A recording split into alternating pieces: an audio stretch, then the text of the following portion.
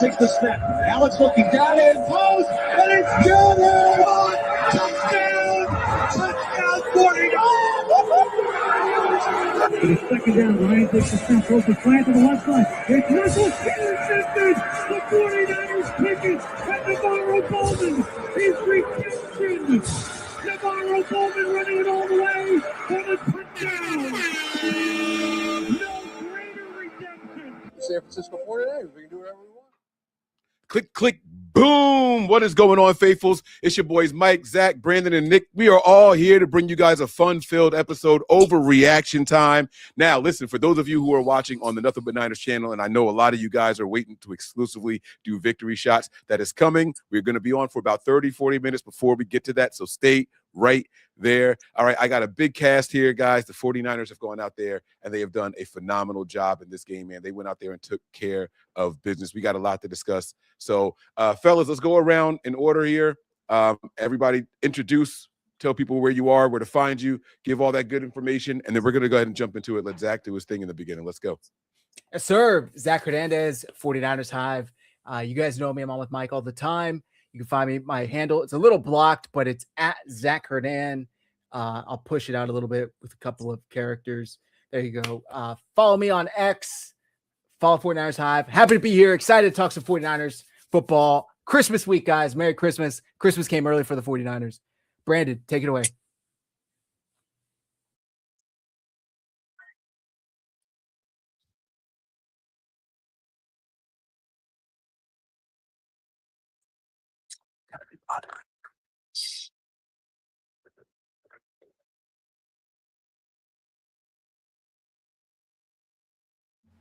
What's up, guys?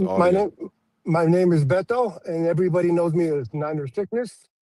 And I got invited to the show to talk about the victory on Monday Night Football, baby.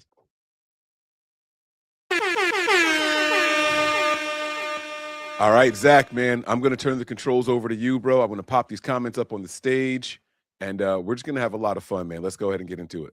Let's do it, man. You want me to do like the kind of play-by-play, drive-by-drive? However you want to do it, well, man. I'm right. With you. We all knew what this game was going to be like coming into tonight. We understood that the Colts were likely going to lean on Jonathan Taylor, a ton of that, and ask Phillip Rivers to maybe convert some third downs, maybe try and take advantage. The Colts won the toss and took the ball first. And the very first play, what do? They go deep. Now, thankfully, it was overthrown, or maybe underthrown, I should say, but it was an incomplete pass, and the 49ers didn't really stop because they were still able to go down the field. They went 9 plays, 72 yards, and capped it off with a 20-yard touchdown pass to Alec Pierce, of which Cleveland Farrell jumped off sides early. Phillip Rivers had the free play, and he took advantage. I think Stout was in coverage, or forgetting who exactly was in coverage on this one, but Brown maybe. Either way, bad start for the 49ers defense. By the way, did you know that was Phillip Rivers' first free play touchdown of his career? That's insane to play for that long. I had no idea. Yeah. They said it on the broadcast. So insane. They give up a touchdown to start. I'm sure we're all thinking, damn, this defense, here we go again. They converted a 2nd and 15, a 3rd and 8, a 3rd and 8 again, a 3rd and 13, and the touchdown pass was from 2nd and 7 at the Niners 20-yard line. So they start off immediately down 7-0, but no fear, the 49ers offense gets the ball back, and they start on their own 31. McCaffrey, 4-yard run. Purdy hits Kittle for 26 yards. Purdy hits McCaffrey for 6 yards. 2nd down, McCaffrey, another 9-yard run. 1st and 10 at Indy's 24-yard line already. After a 2-yard run, Purdy hits Demarcus Robinson for a 22-yard touchdown right down the middle of the end zone. Beautiful throw. Great work by Demarcus Robinson getting those 2 feet in. It was just great. A great answer by the 49ers offense to tie things up at 7-7. And I'll get your guys' thoughts. But the very next play, the kickoff, Jair Brown totally redeems himself and punches that ball out. I mean, you saw him pulling a Anthony Joshua, whatever the hell that fighter's name was that broke Jake Paul's jaw the other night. Boom, punch that baby out. And Jake Tonjes was all over it. Gives the Niners the ball at the Indy 26. and they took advantage. It only took them 5 plays, 12-yard pass to Kittle, 5-yard run by McCaffrey, 6-yard run by McCaffrey. After a 1-yard run by Brian Robinson, Purdy hits McCaffrey for a 2-yard score. And just like that, they're up 14-7. Mike, I'll start with you. How are you thinking about how the Colts started? How are you thinking about how the Niners stole a possession, get up two TDs to 1, just like that? How are you feeling at this point? Yeah, it was I thought it was a ballsy move for them to take the ball and go first. I'm like, oh man, if we get a stop early, we can really set the tone here. And then they marched right down the field, and I was like, oh shit, we're going to be in for a long game. Right. Like I was worried right out of the gate. I'm not going to lie to you. So then the Niners get the ball back, and I was like, okay, shootout time. Like I felt it right then and there. I was like, all right, I can see what kind of game this is going to be. So we march down the field, we get our score. And then, like you said, Jair Brown, who was also the person responsible for giving up that touchdown, said, y'all not going to make me the butt of no jokes today. He said, I got one for y'all. Special teams unit doing special things out there when we needed them most. Way to set the tone nice and early in that game, man. I loved it. I'm gonna stop there. Yeah, no, I agree. Brandon, I know we were in the chat thinking, usually the Niners defense with under Saleh, they kind of start off a little soft, maybe for the first 1 to 2 drives, get a feel for the defense or for the opposing offense, and then they kind of lock in. Were you thinking that as well? Were you thinking that they were just getting a feel for Phillip Rivers, what the Colts were trying to do, and ultimately they would lock in?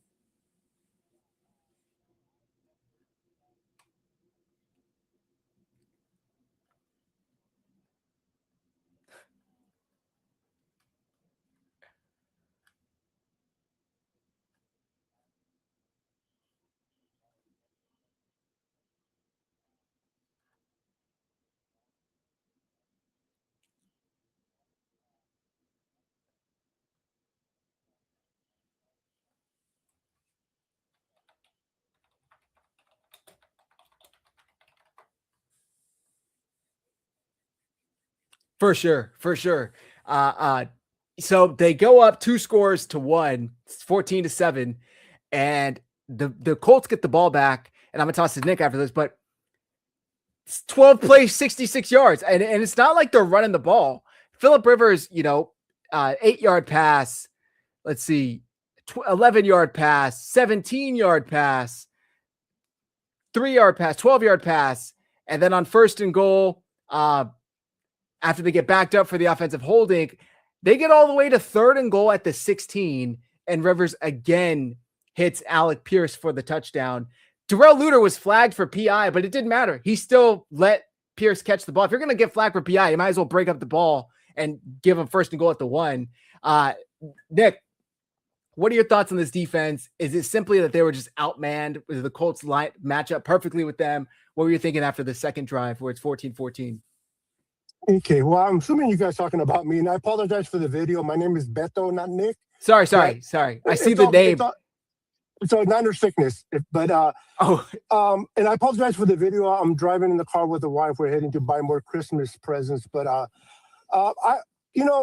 with Mike. When I started to watch it, I'm like, okay, I want to see what the defense does. I want to see how the defense is going to deal with Rivers. And I'm like, oh, shoot, this is definitely going to be a shootout back and forth. Now, I'm confident the Niners could put points. I was just more of how much points is the defense going to give up.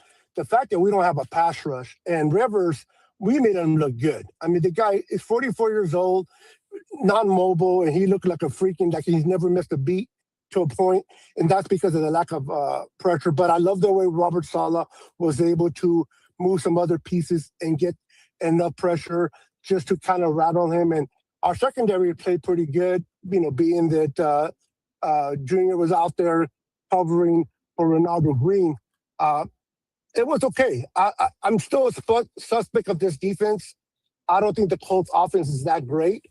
One thing we did do that I'm excited about is we stopped the run. We were terrible in stopping the run. We were able to stop the run and keep their running back to, I think, under 80 yards, which is, for us, is really, really good, Jonathan. So that right there, Robert Saleh gets credit for putting that together with these young kids, and these young kids came out to play. So I'm excited about that.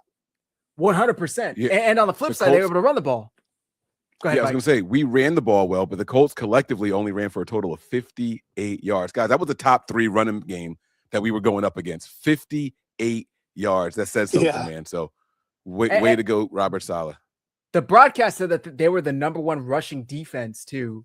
I don't know if that's true, but I mean, Christian McCaffrey was averaging 6 yards a carry. I think he finished the game averaging damn near over 6 yards a carry. So it was great to see the 49ers get that running game involved. And like I said, to start the show, we all thought it was going to be a heavy dose of Jonathan Taylor and relying on Phillip Rivers to only make the plays when needed, but that's not what their game plan was. And I can't fault them for it because it was working. Phillip Rivers, I said it before we started the show, he'd get to the line with 20, 30 seconds left. They must have like 5-word play calls because he'd be in the huddle for like half a second and then they're out there and he's just audibling. You could hear him talking. ESPN has that like Prime Vision channel now on ESPN2. I don't know if you guys saw that, but they're doing like an all 22 broadcast. And I checked it out. Got that from Amazon. It's pretty cool. Yeah. And you got Dan Orlovsky, Luke Kuechly, and I forget who else. But Phillip Rivers is just the whole time. He's like a coach out there. I mean, it reminded me of when Peyton Manning was out there and he's pointing, he's talking, he's audibling. Robert Saleh had no answer for Phillip Rivers in the Colts offense in the first half pretty much. So the 49ers get the ball back tied 14-14. What do you know? They get another touchdown. 10 plays, 69 yards. That includes 12-yard run by McCaffrey. There was a 12-yard pass to Kendrick Bourne where he earned his bonus. The Colts challenge ended up getting reversed. This bonus has been the most earned and unearned of like any bonus I could think of because it got overturned. It was an incomplete pass. And on 3rd and 10, Purdy scrambles for 9 yards, setting up 4th and short. He's able to sneak it for the first. 18-yard run by McCaffrey.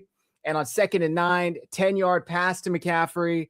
6-yard run by Robinson sets up 2nd and 4 at the Indy 11, which Purdy rolls out to his right, throws back across his body for George Kittle, who gets in the end zone for the 3rd touchdown of the day.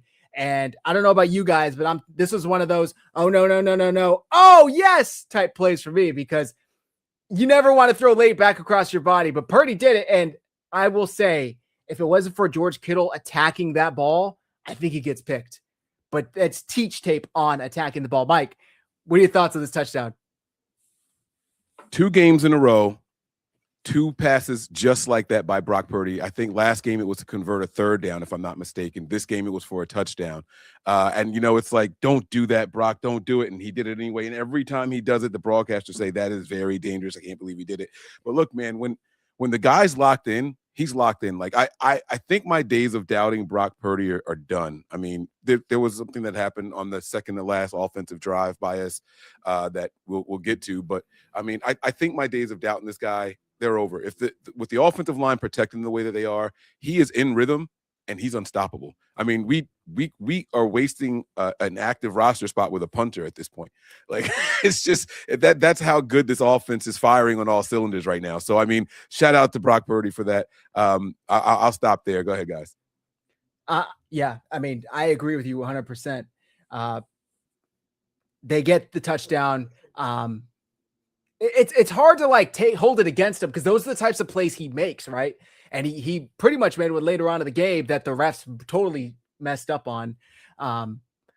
Brandon, at this point, are you thinking we're in store for just a shootout? It's 21-14. We've got nothing but touchdowns on either end, 3 touchdowns or 2 touchdowns. What are your thoughts? Are you bummed at the Niners defense? Are you thinking the offense can carry it?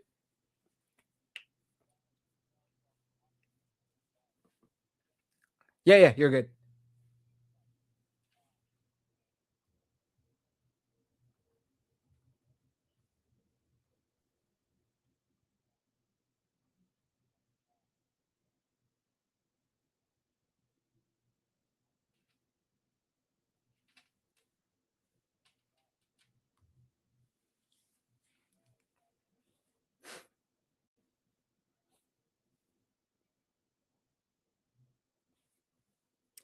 Yeah.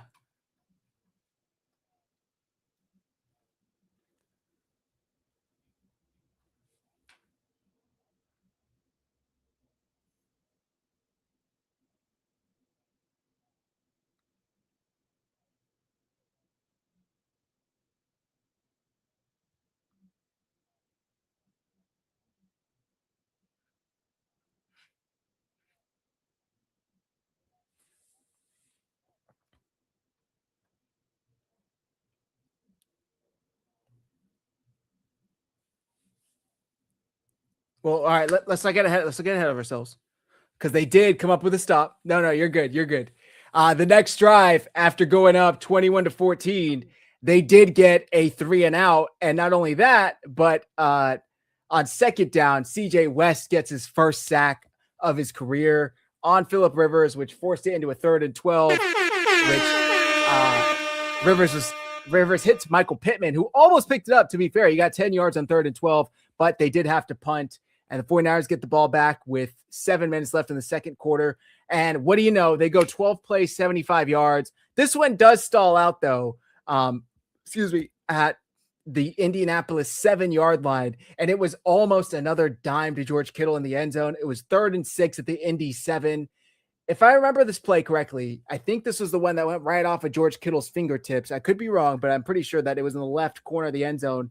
And Eddie Pinheiro comes out and makes the field goal to give the 49ers a 10-point lead. Yeah, it was so close to getting that.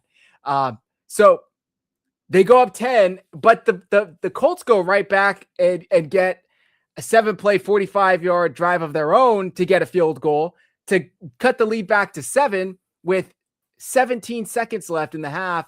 And the 49ers get the kickoff, and Sky Moore, what do you know, takes it 36 yards to the 40. Purdy hits Kendrick Bourne for 14 yards. That leaves the 49ers with a chance at a 64-yard field goal. And Eddie Pinheiro goes out there. Boy, was he close. I thought that thing was going to go in, and it doinks off the bottom of the goalpost. I mean, when do you ever see that? And Double A, you got it right there in the chat. I said yesterday, can we just have a missed field goal before the playoffs? This is about as good of an opportunity that you could have gotten to do that, because I would have much rather been up 7 at the half in the regular season than down 2 to win it with no time left in like LA or Chicago or some crazy crap like that. So it's like one of those Hail Mary interceptions on 4th and 40. You know, it's like you just kind of chalk it up and charge it to the game. So I wasn't mad at that. Beto, do you get my my logic on that, to where it's like I didn't want him to not miss a kick going into the playoffs? I don't know. Maybe that's just me. Maybe I'm superstitious. You know what, Pinheiro, I'm confident in him, in this kicker, man. Picking him up was one of the best things the Niners could have done. This guy, nothing rattles him.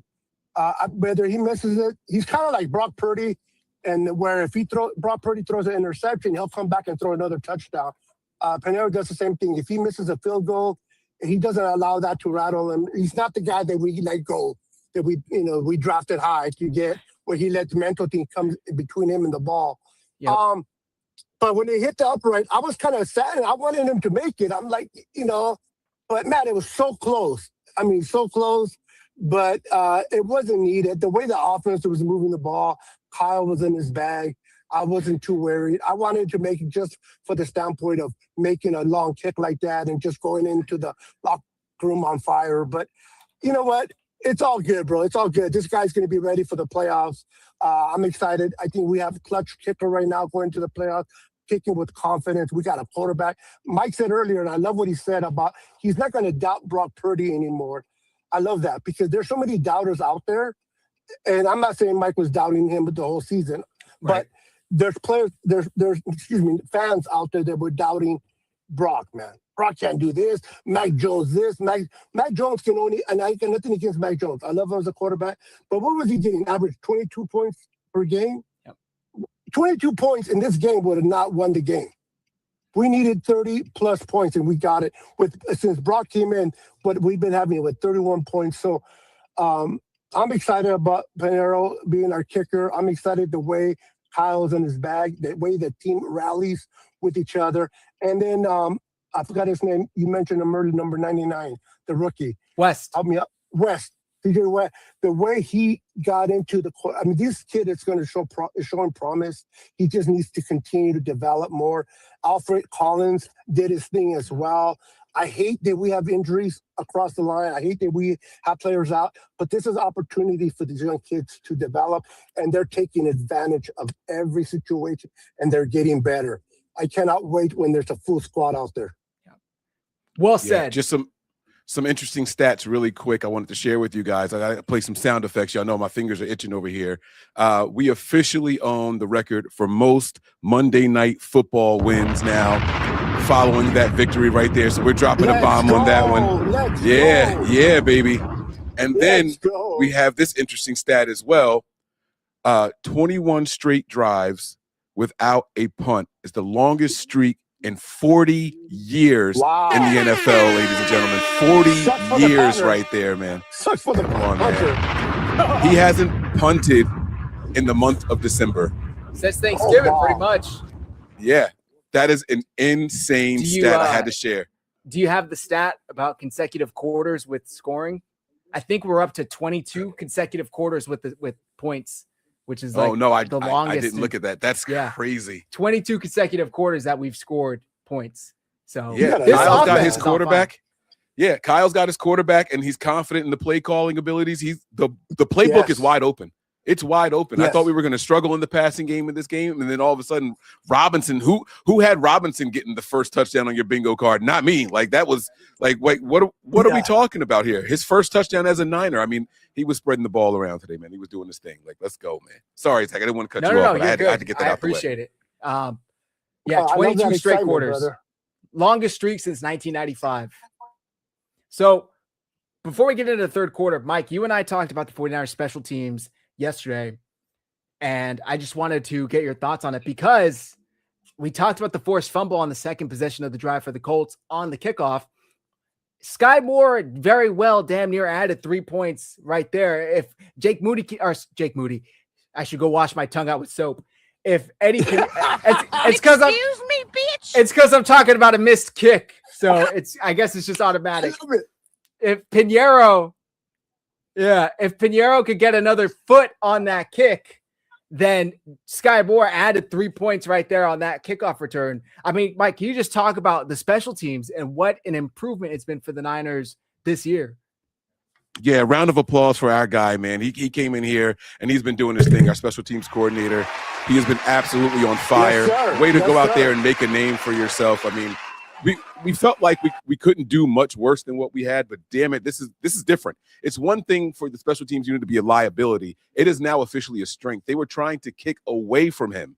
They were trying to kick away from Sky Moore, and so he's running back and forth across the field trying to make sure he can get where the ball is going to be and everything. At one point, him and Robinson were right next to each other. He's like, give it to me. Like, you can see him talking while the ball is in the air. He didn't even know to follow him on the block on that and everything. Like, it was just, this special teams unit is done a phenomenal 180, man. Brant Boyer is definitely the man. I'm so glad. I mean, the hires of the offseason right there. I mean, that's it right there, man. Now it's all of a sudden an asset, not just a phase of the game that Kyle can continue to ignore anymore. Now he realizes how good it is. I mean, you think of the three of them, Brant Boyer, Eddie Pinheiro, and Sky Moore. They're all huge positives for the 49ers.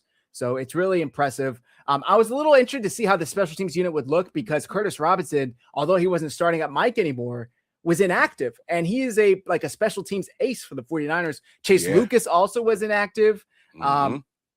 Isaac Guerrero was inactive. Like, those are special teams players that have kind of earned their role this year on special teams. And the three of them were scratches. So but I can't say I was during the Patreon live, people were asking if now obviously no one was down there to do it, but that doink came back pretty far. I think it went back out to like the damn near 15-yard line, right? They were like, if we had have caught that ball before it hit the ground, were we able to run that ball in? And I don't know that rule. I've never seen anything close to that happening.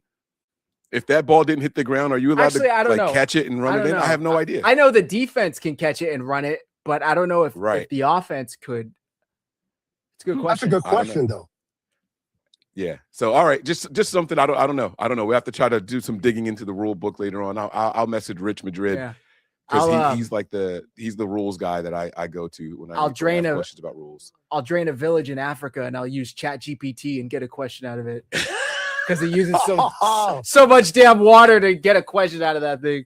Okay. Oh man. So they go into half up. Was 7? Right? Yeah, up 7 after the missed field goal. And I think we're all thinking, okay, this opening drive is like really important because if they go 3 and out, Indy can tie it right back up. But they did not. We all know how it went. 8 plays, 64 yards. I'm just going to go through 15-yard pass to Kittle, after a 1 yard McCaffrey run, 1 yard Purdy or Demarcus Robinson reception. Excuse me. It's 3rd and 8. And Purdy finds Juwan for 21 yards. 3rd and Juwan, baby. Let's go. All the way down to the Indy 26 already. And Purdy finds Kittle for another 22 yards. 1st and goal. McCaffrey for 1 yard. Incomplete pass on 2nd and goal. And on 3rd and goal, Purdy finds Jennings for 3 yards for the touchdown. And this was an absolute dime to Juwan Jennings in the front right corner of the end zone. And it put the 49ers back up 14 points. Mike, how you feeling? How you react to this? Shootout, man. I'm all about the shootout at this point, man. I was not 100% confident in the defense. I know they did get the 3 and out before the half was over, but my confidence level just wasn't quite there yet. And I, believe it or not, I hadn't even realized what we were doing against the run at that point. So that's another reason why I was still nervous. I'm like, oh my God, when they start running the ball, it's a close game, blah, blah, blah, blah, blah. Bro. Like I was just mentally prepared for the shoot. I'm like, all right, let's go. Kyle's in his bag. Like I'm ready for it, man. Like we were driving. At one point, they made an announcement. I believe it was in the beginning of the second.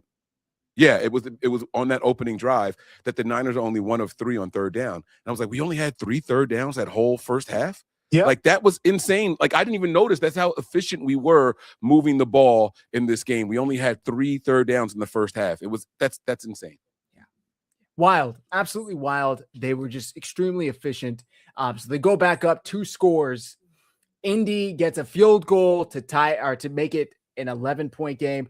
I don't know if I get the logic there because it's still a 2-score game, but hey, it is what it is. It was 4th and 8 at the Niners 33. It's not like it was 4th and 1, so I guess. But the Niners went 8 plays, 49 yards, and got their own field goal to push it back up to 14. And that took us to the 4th quarter. And things got a little interesting here. The Colts 12 plays, 65 yards, capped with a Jonathan Taylor 1 yard touchdown to make it a 7-point game. The 49ers again go 10 plays, 70 yards, which included pass to Juwan Jennings for 17 yards. 11-yard pass to Juwan Jennings. Was this the one that started with? Oh, it must have happened already. I forgot to talk about Latu stripping Brock Purdy and Luke Farrell, who was trying to block him, catching it and getting 3 yards. That was crazy. You know how Grant Cohn used to say Jimmy Garoppolo is the arsonist and the firefighter? Like that was Luke Farrell on this play. He literally gave up the pressure, allowed Latu to strip sack Purdy, but he caught the ball. He stayed in pursuit. Yeah, he just didn't abandon his assignment. I mean, he got past him, but he stayed with it, and the ball was there for him to make a play on it. And then it ended up being, instead of a loss or even a turnover, ended up being a 3-yard gain. Yeah, so that was just the way Kyle called it. No, just like they drew it up, right? Yeah. That was all part of the plan. Yeah. They just didn't see it coming. So on this drive, they get all the way up to 1st and goal at the 8. After converting on a 3rd and 9 for 11 yards. McCaffrey stuffed on 1st down. And 2nd and goal, Brock Purdy connects with Jake Tonjes in the far right corner of the end zone. Tonjes catches the ball, gets 2 feet down, but they ruled it incomplete. And this hurt my heart because it reminded me of Brock Purdy's touchdown pass to Brandon Ayuk in the wildcard game against Seattle a couple years back, where Ayuk couldn't hold on to it. Now, it was a little less scrambly, and Brock Purdy didn't get drilled at the end. But, I mean, he's running to his right. He's directing traffic, and he throws a dot to Jake Tonjes in the back corner. George Kittle's hurt at this point, by the way. So it's Tonjes, and that's it. And he came through, and they ruled it incomplete. And for some reason, the 49ers didn't throw the challenge flag, maybe because they only had 1 timeout left.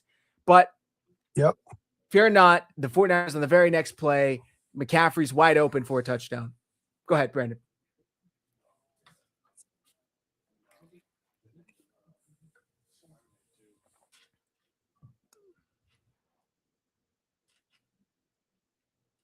Little bit.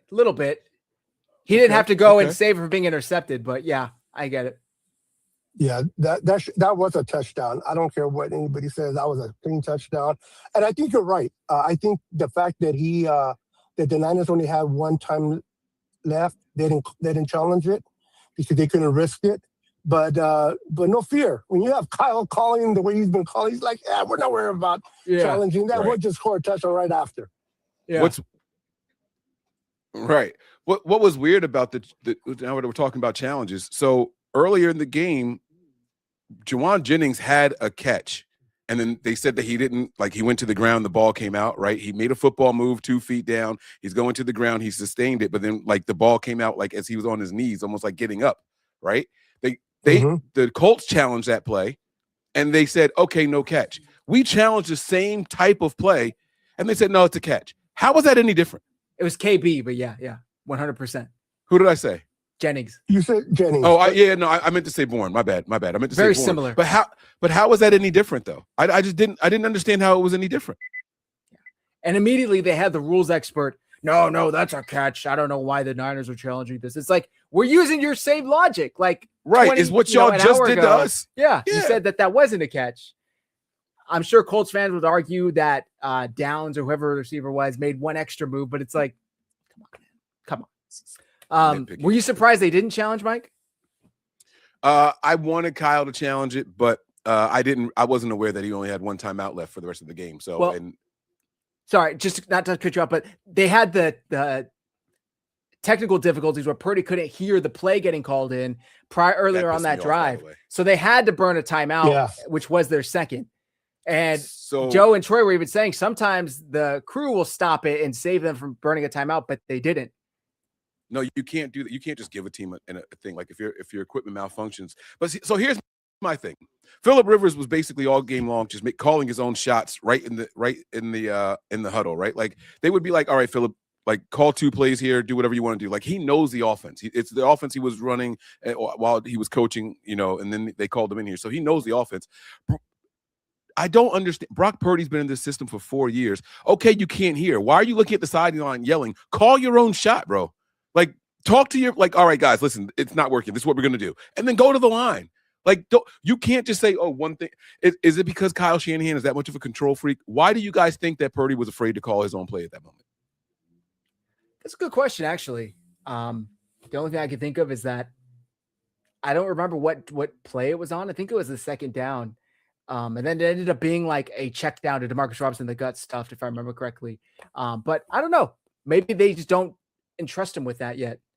Beto, I don't know if you have any other take on it. Actually, I apologize. You guys went silent. I didn't hear you guys for the most part. I was trying to figure out, and then you just popped up, so I actually didn't hear the comment of the question, so I apologize for that. No, so the question to you guys, the question to you guys, both Brendan and Beto, is what the communications got shut off, and Purdy just stood there. Why not call your own play? You've been in the system longer than Kyle Shanahan has had any other quarterback since he's been a coach. So you know the offense better than any quarterback Kyle's ever had. Just call your own play. And my question to you guys is, why do you think Purdy didn't do it? Like, is Kyle Shanahan that much of a control freak? I think he didn't want Mac Jones to come back into the game for the rest of the season. No, I'm just kidding. But you're right. He should have. I thought the same thing, Mike. No lie.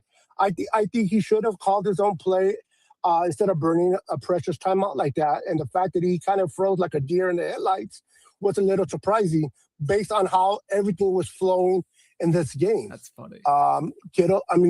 Brock should have did something, but I don't know. Brock sit there and turned into a deer and didn't do anything. He's afraid of who are we kidding? He's afraid of Shanahan, bro. He's like, nah, Mike Jones is not playing that bad. So you know what? Let me just play dumb here and not lose my job.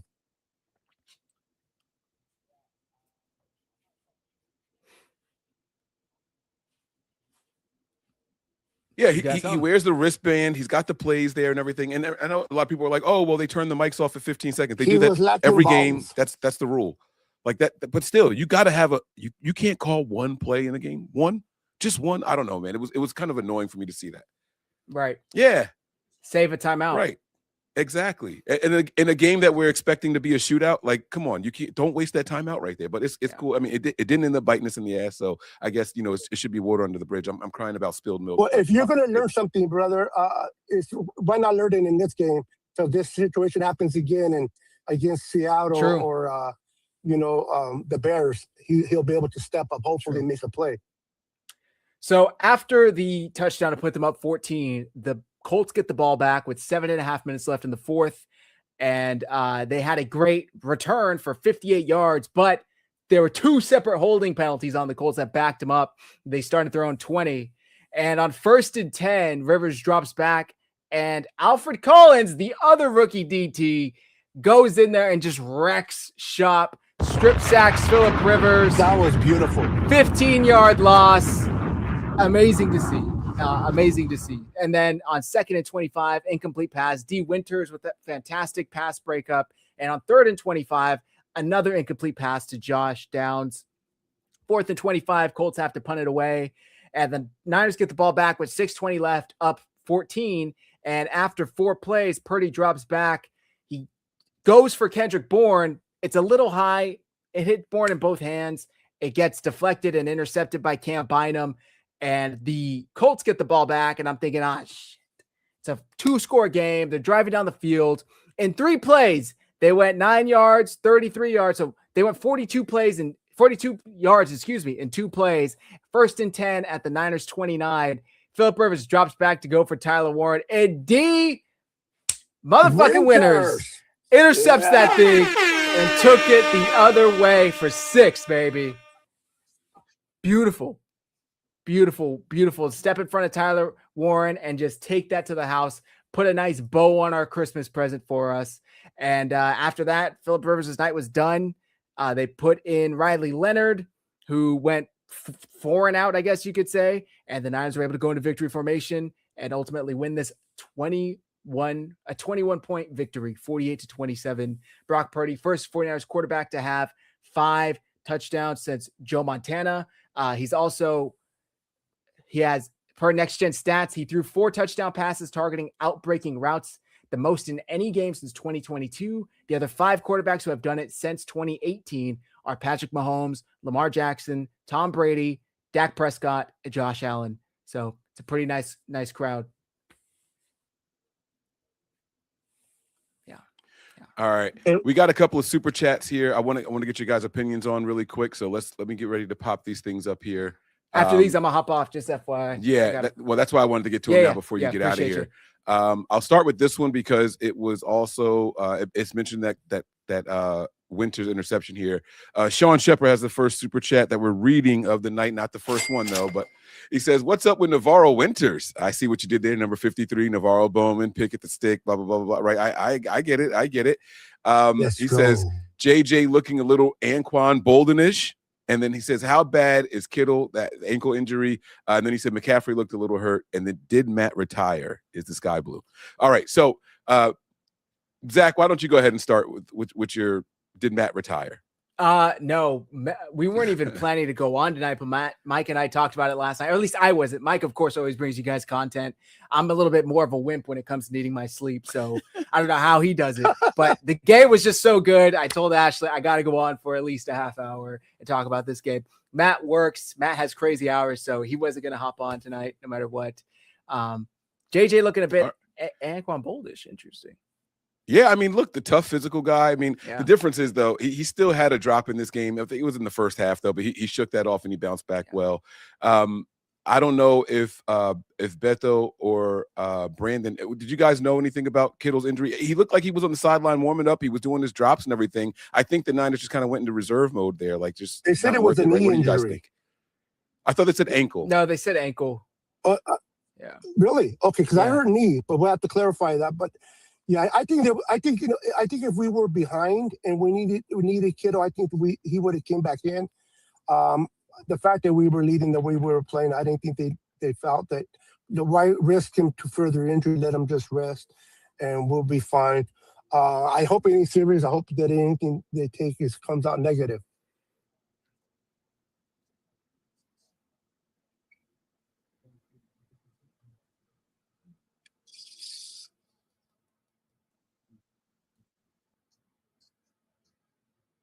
Doesn't think it's a high ankle sprain. You cut out for a second, but doesn't think it's a high ankle. Does not. That's good. Okay. That's a good. He stayed on the sideline with his helmet on for most of the night. Tatum Bethune also got shaken up with the ankle injury, but he did return later on. He did return. Yes, he did. So yeah.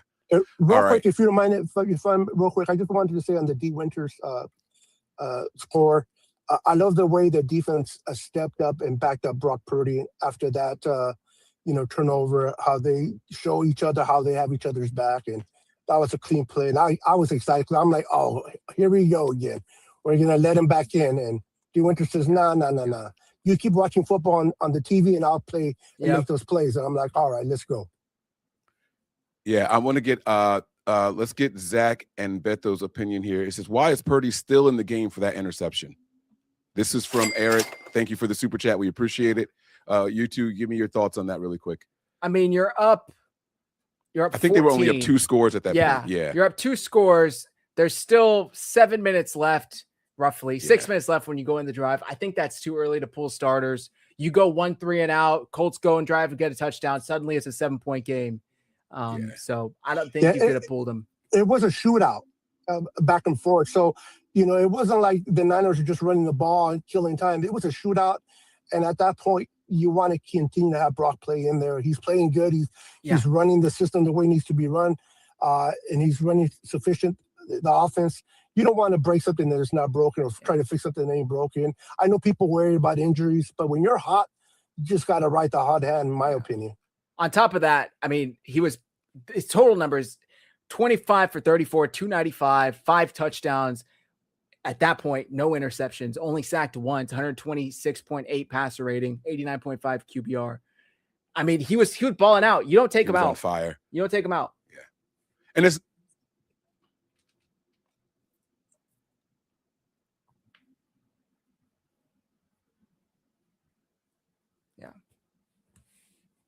Yeah.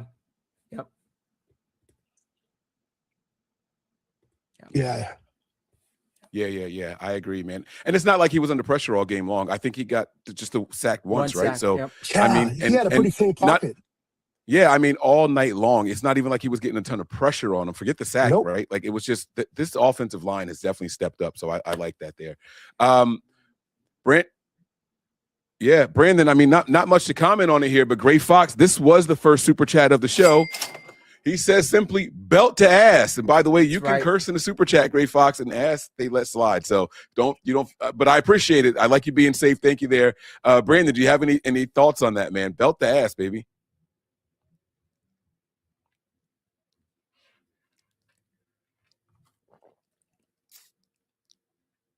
Yeah. You gotta love it. Yeah. Man. I like it. And then we have one more super chat from Nigel so far here. He says, Dub City, in honor of our guy, Fred Warner, right? Throw those W's up, y'all. Let's go. Put those W's in the chat right now, man. And he said, you talk about the Tonga's toe drag was a touchdown. We did go over that already. I think we all agree that it was one. And the only reason Kyle didn't challenge it is because there was only one timeout remaining. Listen, Zach, I know you got to get going here. You just sent me something. Do you want me to pop this up on the screen? No, it was what Brandon read. It was Matt Barrow's update. Okay. So you guys are all good. But all right. I got to head out. Go Niners, guys. Have a very Merry Christmas. Good seeing you, gentlemen. Zach. Take care, guys. Thank you for having me on, Zach. Yeah, of course. Have a great night, guys. Right. I'll talk to you guys soon. All right. Take care, man. All right, guys, listen, if you guys want to go, you can. If you want to stay, you guys are more than welcome to stay as well. But right now, the viewers of Nothing But Niners are expecting something. They've been waiting for this all episode long, guys. It is time. It is officially time for those victory shots. So let me go ahead and get the link to you guys right now. Let me change this layout here because it's 3 of us. There we go. All right. It is officially victory shot time, guys. I am posting the link in the chat in just a couple of seconds. Let me find my victory shot ticker. There it is, going across the bottom of the screen. And guys, y'all know what it is, man. Now, Brandon and Beto. Now, Beto, you're driving still. I don't want you drinking and driving, so don't.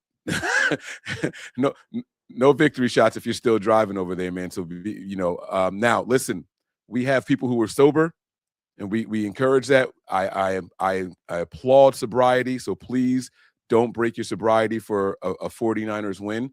However, you can still participate in this. You click the link. You come on live with us. I'll get some of you guys' thoughts on how the game went. All right. And then what you do is, my only request, if you can oblige, is just don't take a shot with water. That's my only request. Get some juice or something. Taking a cheers and a shot with water is just bad luck. So it's victory shot time. All right. Here's the link coming into the chat in just a couple of seconds. I'll pop it up on the screen. There it is. Faithful, you guys have been waiting patiently. It is time to celebrate, man. It is absolutely time to celebrate. There's the link right there across the bottom of the screen. All right. going across Brandon's face. I'm sorry about that, buddy, but there's the link there, guys. Click that in the chat right there. All right, and as they pop in here, we'll get ready to do this. We also have another super chat here. This is the second one from Sean, so I got to play a different sound effect now. That's 2. Really? He says, also, D better positions really with Kendricks at linebacker. We can hear you. You good? You good, Beto? You good? I don't think he can hear us. Yeah. Yeah, he's having some technical difficulties. He dropped out there. All right, so I'm gonna change the background here because we're gonna have some people popping in for these victory shots. All right, Brandon, you got something to participate with over there, bro?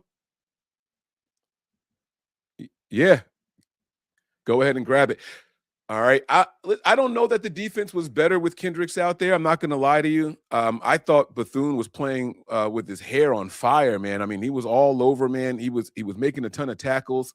And I listen, man. Phillip Rivers is a savvy vet. As soon as he realized that Bethune was out, he targeted Kendricks and with a pass. And not for nothing, Kendricks is not the guy you want dropping back in coverage. He is not. So I don't know that the defense was better, but the defense looked good all around. Bethune finished the game with 4 tackles and 5 assists. So that's 9 total for him. And Kendricks finished the game with just 2 assists. He didn't have any solo tackles, just 2 assists. But one thing that did, you could tell, improve was the communication. The communication was really good for the team. So I wasn't mad at that at all. All right, there we go. We got Beto back. Can you hear us now? Yes, sir. As soon as Zach left, I couldn't hear you guys. That was weird, but I can. Oh, okay. It's all good, man. It's all good. Sean, thanks for those super chats here. How do you think Kendricks looked while he was out there, Beto? He looked all right. I'm not confident when it comes to him covering anybody out there. He was okay. I'm still more confident with I never say his name right, so I don't want to mispronounce it. Bethune? Tatum Bethune? Tatum. Yeah, Tatum. Thank you. I think they're more confident. It's okay to have him, as a backup, but I didn't think too much. I don't think he did enough for me to really sit there and like, man, I'm glad we have him. So hopefully we don't need him. This is my opinion. I mean, the guy is a great player. He was a great player, but unfortunately, Father Time is kind of catching up to him. What are your thoughts, Mike? Because I don't think he made a big difference in the game when he came in. I might be wrong, but I didn't see anything that I can sit there and go, oh, my goodness, I'm glad we signed him up. No. I agree with you there. I thought Bethune played really, really well. Again, he had 9 total tackles, 4 solo with 5 assists, and Kendricks only had the 2 assists, no solo tackles or anything like that. There was an obvious run play. I believe it was like a 3rd and 1, and Kendricks lined up right in the A gap. I saw that. Right? Yes. And they still converted. So he knew where the ball was going. So he's mentally there. He was ready. Yep, there you go. I see you. He was mentally there. He was ready. But, it is what it is. You know what I mean? We didn't take a step back, I can tell you that much. But I can't say that we look better with him out there. Yeah, I agree. All right, let's bring everybody in for these victory shots. They've been patiently waiting. All right, let's bring everybody in here. Leslie, Dennis, Miguel, Melissa. Yeah, Dark One is in the building, man. Let's go, man. Let's go. All right. Jamie is in here as well. Come on, let's go. Let's fill it up, man. Let's go. Oh, I see your baby on the screen. All right, I got to try to watch my language now. You're gonna test me out here during victory shots. It's gonna be tough. Yeah, okay. All right. I need to be one there. Well, Mike, I got to get off my chest. I got the coaching stuff. My cousins were talking all kind of trash about Brock Purdy. I got you, big dog. I'll save you for last. I promise. I'll save you for last. All right. But we're going to take this victory shot together. Everybody go over there and get your drinks. All right. Again, Leslie's got her. There it is. There it is, Leslie. Let's go, baby. I see it over there. Listen, one more thing I got to make some noise for really quick. Christian McCaffrey officially has over 1,000 yards rushing, y'all. Let's go, man. Let's make some noise for Christian McCaffrey getting that 1K on the season. All right. All right. Dark One. Are you ready for victory shots up there? What is he cleaning something? Is he at work? Yeah, I'm All right, just don't accidentally take a shot of any cleaner, okay? Don't do it, bro. Don't do it. No, man, this isn't the military. I know people used to do shots with all kinds of stuff in the military. You ain't got to do that right now, bro. Don't do it. All right, y'all, get those victory shots up. Here we go. Here we go. I got the poem. All you got to do is listen and follow instructions. Hold them up towards the camera. Let everybody see what you got.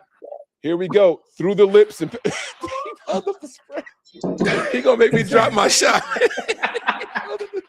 He held up the spray to the camera. Here we go, y'all. Through the lips and past the gums. Watch out, tummy. Here it comes. Cheers, faithful. Cheers. Victory. All right. All right, we're going to start with Leslie. Let me see if I can get this layout right now. Here we go. Okay. We're going to start with Leslie. This is going to be tough because everybody's so small. Where does she go? There she is. I'm right here. Leslie, I know you've been patiently waiting. Let me see if I can get this. I got to drag. The problem is the cursor is so small. My music ain't coming through. There she is. No music. You good. Miss Leslie. Okay. Hey. Miss Leslie is in the building. Now, this is what we do. This is what we do. You got to give me your dog of the day, and then you can give me your thoughts on who. There we go. I got two dogs. All right, I'll play it after you say it. Yeah, the first is Farrell. Thank you, Jesus. I told everybody there that was down in the pub. I said, oh no, that was a planned play. Honest, it was a trick play. Everybody started laughing, but that was heads up football. That's the kind of stuff I like to see. And of course, D Winters, because I've been yelling at the TV all night. I want to pick six. I want to pick six. And he gave me my pick six. There you go. That's my official, that's my birthday present. I'm just a couple of days away from my birthday, but I'm going to take that as my birthday present. Yes. Happy birthday, Miss Leslie. Thank you, darling. Happy early birthday. The day after Christmas. So We love you, Miss Leslie. Oh, thank you. You know, my thoughts on the game, I got to tell you, I'm still concerned about the defense with lack of pass rush and pass defense. That bothers me a lot. I'm ready to go out and search for an edge rusher, a pass rusher. Since John Lynch doesn't seem to be able to find one, I'll go find one for him. I'm sure I'm good about individual plays. I saw the people that getting tackled. Bethune plays like, God, that kid is good. But to have our defense show up in the last 3 to 4 minutes, no. You know what I mean? That's wonderful that they come through when we need them. But come on, guys, we need more consistent play with the defense.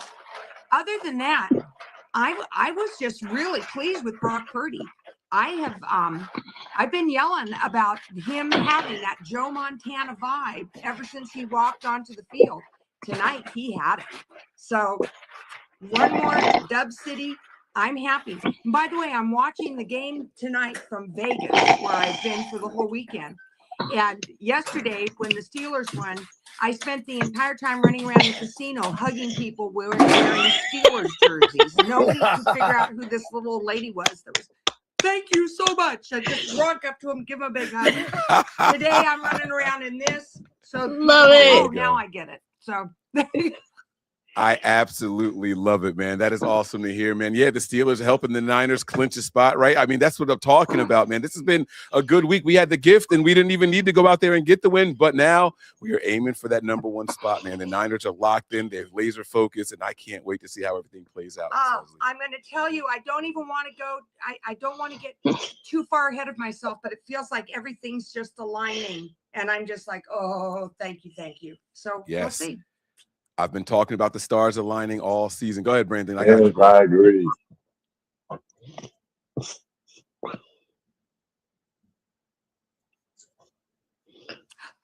Yes, sir. Oh my God. Yep. We moved up yes, to spot number 5. That's right. That is correct. So that's also something very good for the Niners. That's right. Yes. All right. Miss Leslie, thank you so much. I believe other people want to join, and we got a full stage right now. So unfortunately, I'm going to need you to actually leave after you guys speak. Got you. All right. I am going to bring Dark One up next. All right. That way you can go ahead and get back to work, bro. So let's see if I can get you in here. Let me see if I can get you up on the main screen here. There you go. All right. Take yourself off of mute. You got to give me your dog of the day, man. You got to have somebody that you want to highlight out there, man. What's up? Who you got? I can work and talk. That's what I do for a living, all right? Come on, baby. Let's go. Let's go. All right. Dog of the day. CMC, boy. Let's go, baby. Hold up. Can I pet that dog? Huh? One more. Hey, Mike, Let's go, baby. Yeah, what's up? Before the end of the video, you gotta play the that mixed Can I Pet That Oh, I Dog got the mix. music. Oh, you know I got the music coming at the end of it. You know I got the music coming at the end, bro. We're gonna have a little jam session. Yeah. You know what it's gonna be already, baby. Oh, for sure. For sure, man. Give me your thoughts, man. What's your let me ask you a question. I got one for you. What are your biggest concerns outside of the defense going forward? You said outside of the defense? Outside the defense. Okay, That's low-hanging fruit. I think we all a little concerned with the defense and how they're looking, right? But is there anything else that you just think like, oh man, I'm just not 100% certain on? Like, is this going to come back and bite us later? We need our main wide receiver. We need Ricky Pearsall. As long as he can stay healthy, that's my only concern. Okay. I like that. Yeah, the receiving core. I had questions going into today, but here it is. Brock Purdy throw 4 different people caught touchdowns today, something crazy like that. Like Brock said, I don't care who's out there, man. It don't matter. He said it don't matter. Pearsall, Pine-Saw, he don't care. Like he's throwing the ball to anything and everybody out there. So I like it, man. But that is a concern of mine also. So we got to see what happens with the receiving core. You got anything else for us before we let you go, bro? Yeah, in the beginning of the season, my girl, she's a Steelers fan, right? So we always, every time the season starts, we always say our Super Bowl matchup will be, Niners versus Steelers. And, we're still trying to get to that. You know what I'm saying? Are the Steelers eliminated? No, sir. No, they're leading the division. Mm-hmm. Shut the front door. Are you serious? That division Yes, is terrible, sir. Mike. Oh my goodness. Okay. All right. Yeah, they did. They absolutely did. All right. Darkman, I'm gonna have to let you go, bro, unless you got anything else for us. And then I'm gonna try to pull Dennis up. I see Dennis over there sitting there chilling. So you got anything else for us, big dog?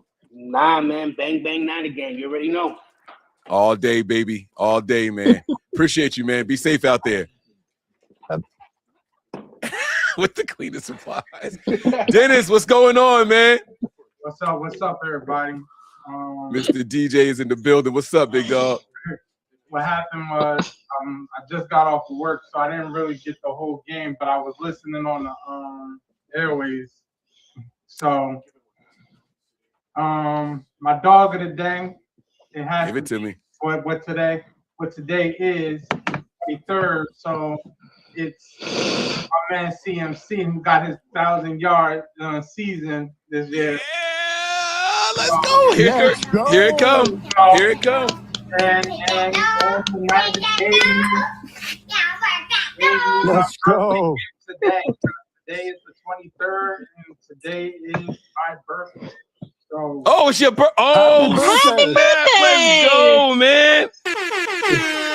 Happy birthday! I'm late. Happy birthday, Dennis. Happy birthday, man. Happy birthday, Dennis. all this day is 23rd. 23rd. I hear you. You know what, Dennis? I'm going to take a birthday shot for you right now, bro. I'm going to take another one. If y'all want to join me, y'all feel free. I'm going to say the poem and everything all over again, too. I don't care. There you go, Mike. There you I go. don't care. I'm on vacation, by the way, y'all. Y'all want to know? Zach said, I don't know how Mike can go live for so long and so much. I'm on vacation. I don't go to work all week 3 long. shots left. Let's go. Let's go, baby. See, that's what I'm talking about. So the vacation heads and to Dennis's birthday. Here we go, y'all. We doing one more for my man. Here we go. Let's go. Through the lips and past the gums. Watch out, tummy. Here it comes again. Let's go, man. Salute.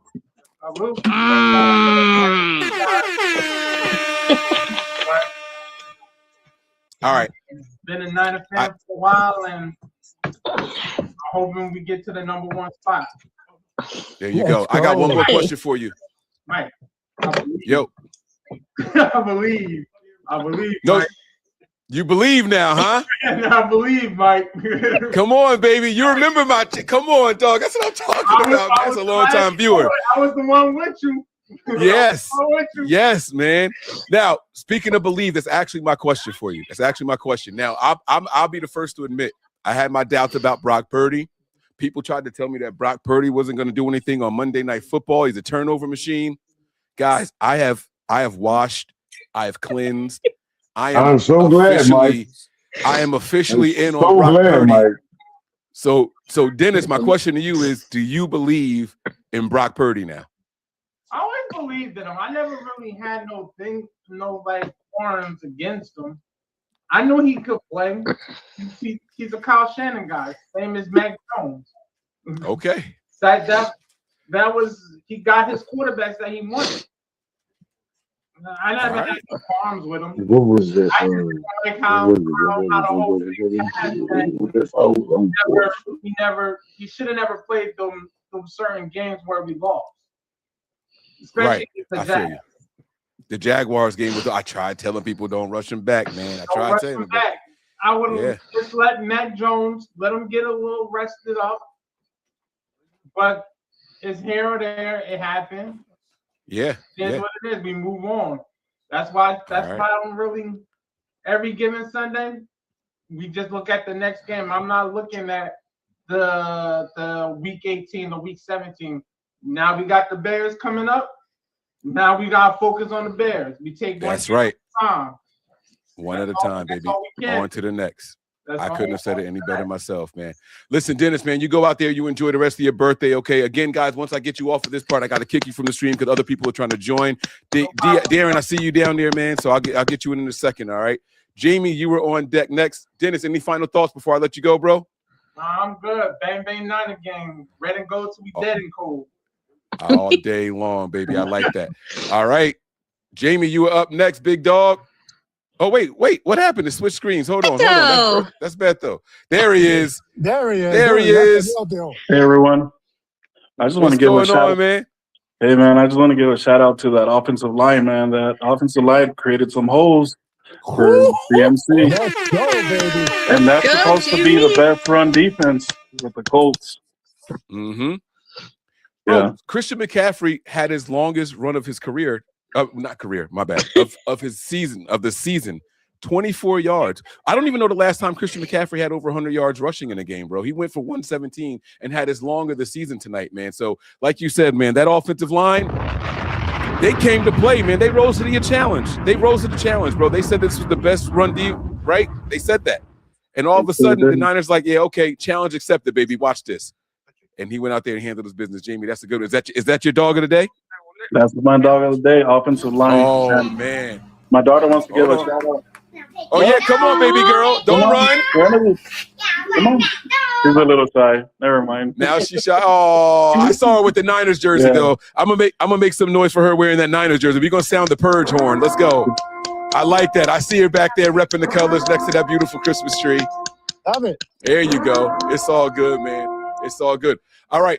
Jamie, I do have a question for you. Do you have anything else you want to say, or do you want me to ask you a question? That's it. Ask me a question. All right, I do have a question for you, man. I don't know how long you were watching, but before we brought everybody in, I asked the fellas that were on with me, Zach, Beto, and Brendan. I asked them, why didn't Brock Purdy call his own play when he couldn't hear? There was a moment in the game where he was like, I can't hear, and they had to burn a timeout. Do you think Kyle Shanahan still is too much of a control freak to let his quarterback call his own play when the comms go down? I still think he is, and I think it's about time he lets him do his own play calls because he's been in that system long enough. That's it, man. That's it. I feel the same way. Kyle's never had a quarterback in his system this long, this many consecutive years. Hey, Mike, can I ask Jamie a question real quick? Now. Shoot. Hey, Jamie, did you catch Trent Williams saying that he gave up on his dream of a touchdown for himself, but that his new goal is to make sure that Christian McCaffrey gets the 1,000? And what are your thoughts on that? Wow, I wouldn't give up on that dream. I think he can still do it. I don't know if you guys catch the post game. He said he still wants to go a couple of years. Did he really? Yeah, he said he still wants to go a couple of years. Yes, sir, he did. Let me find out. I got to go keep the show going longer than I thought. I might have to do a press break. But that just shows you that at the end of the game. Yeah. That just shows you that the team is not selfish. They're willing to give up anything for the rest of the team. Yeah.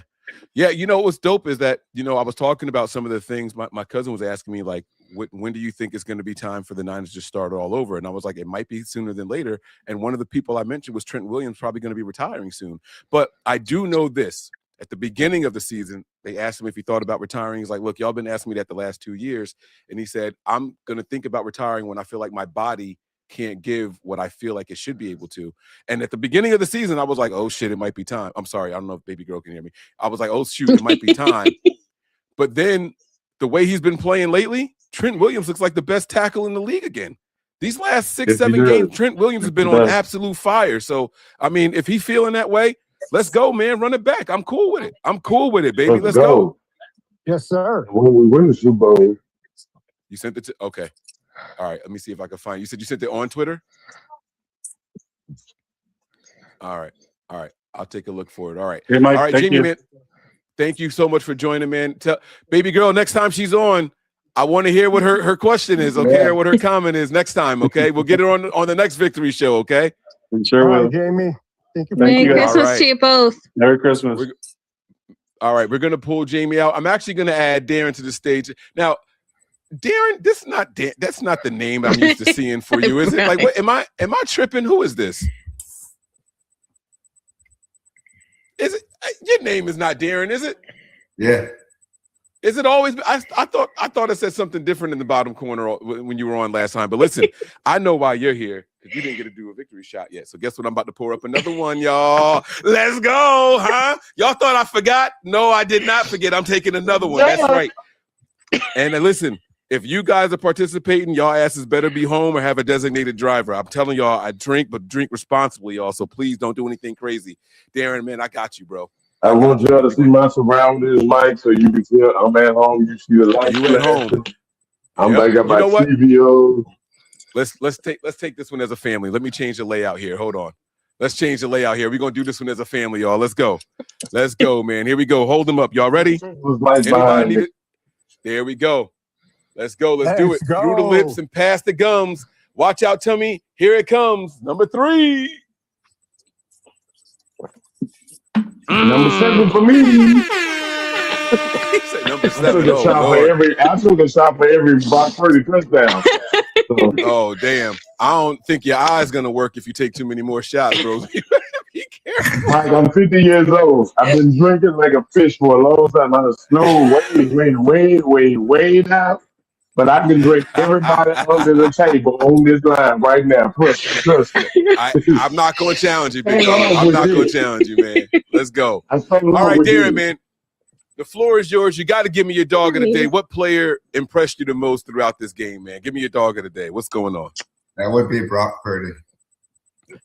There it is. And finally, somebody gave it to me. Listen to it, man. Hey, pet that damn dog, baby. You're my new favorite man of the day. Let's go, man. Brock Purdy was out there wheeling and fucking dealing, man. Like, Brock Purdy was in his bag tonight. I'm sorry. I'm taking a moment. I'm sorry. Was it the 5 touchdown passes that impressed you, the 4 different receivers? Was it the 1 interception? Was it? I mean, just tell me what it was that you loved about Brock Purdy today, man. Come on. The red zone efficiency. Was it the fact that the Niners went 7 for 11 on third? Let me shut up. Mike, shut up. Let that man talk. I'm sorry. I'm going on mute. It was the fact that he was throwing dots all day since the first pass. Let's go. The man was doing his thing tonight. Like, only one pass got away from him. That was like INT. I got a question. I just got one question. Can I ask a question? Was that not supposed to be a playoff defense? Did Brock Purdy put 5 touchdowns up on? I'm done. Wait, say that again. I didn't hear you. What'd you say? Was that supposed to be a playoff defense? Oh, yes, it was. Playoff team. Yes, it is. Please on. Bro, they told us that this was one of the top defenses in the NFL, and then when they get back, they were going to be even better. They told us that this was one of the top rushing defenses, and Christian McCaffrey got one of his few 100-yard rushing games in this game. I mean, listen, man, they could talk all the talk they want to talk, but when the bright lights come on, man, you got to answer. You got to answer. When the bright light come on, when the sun shine, y'all come on my hour. Go ahead, bro. You got it. Yes, sir. Darren, listen, I got a question for you. Unless you have another comment, I do have a question for you, but it's up to you. It's one or the other. You give me another comment, or I give you a question. I asked the question about the ball hitting the post. Oh, you asked it in the okay. Oh, so you asked that in the on Patreon. Yeah. Oh, okay. Yeah. They can and so, why can't we? So here's the thing. I know that they can return it if they catch it in the end zone. Someone put in the chat, and I believe they're actually right. The crossbar is out of bounds.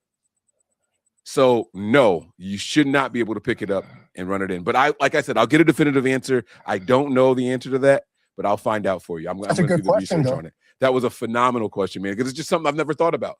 I wonder what was going through your mind, like, to make you even think that, like, was it how far it bounced backwards? Like, oh, shit, if somebody was there, they could have got it. I was looking at that one of our players was pretty close to the ball when it was going towards the ground. Oh, okay. All right. I got you. Got to watch the replay. One of ours was like maybe good 5 feet away from it.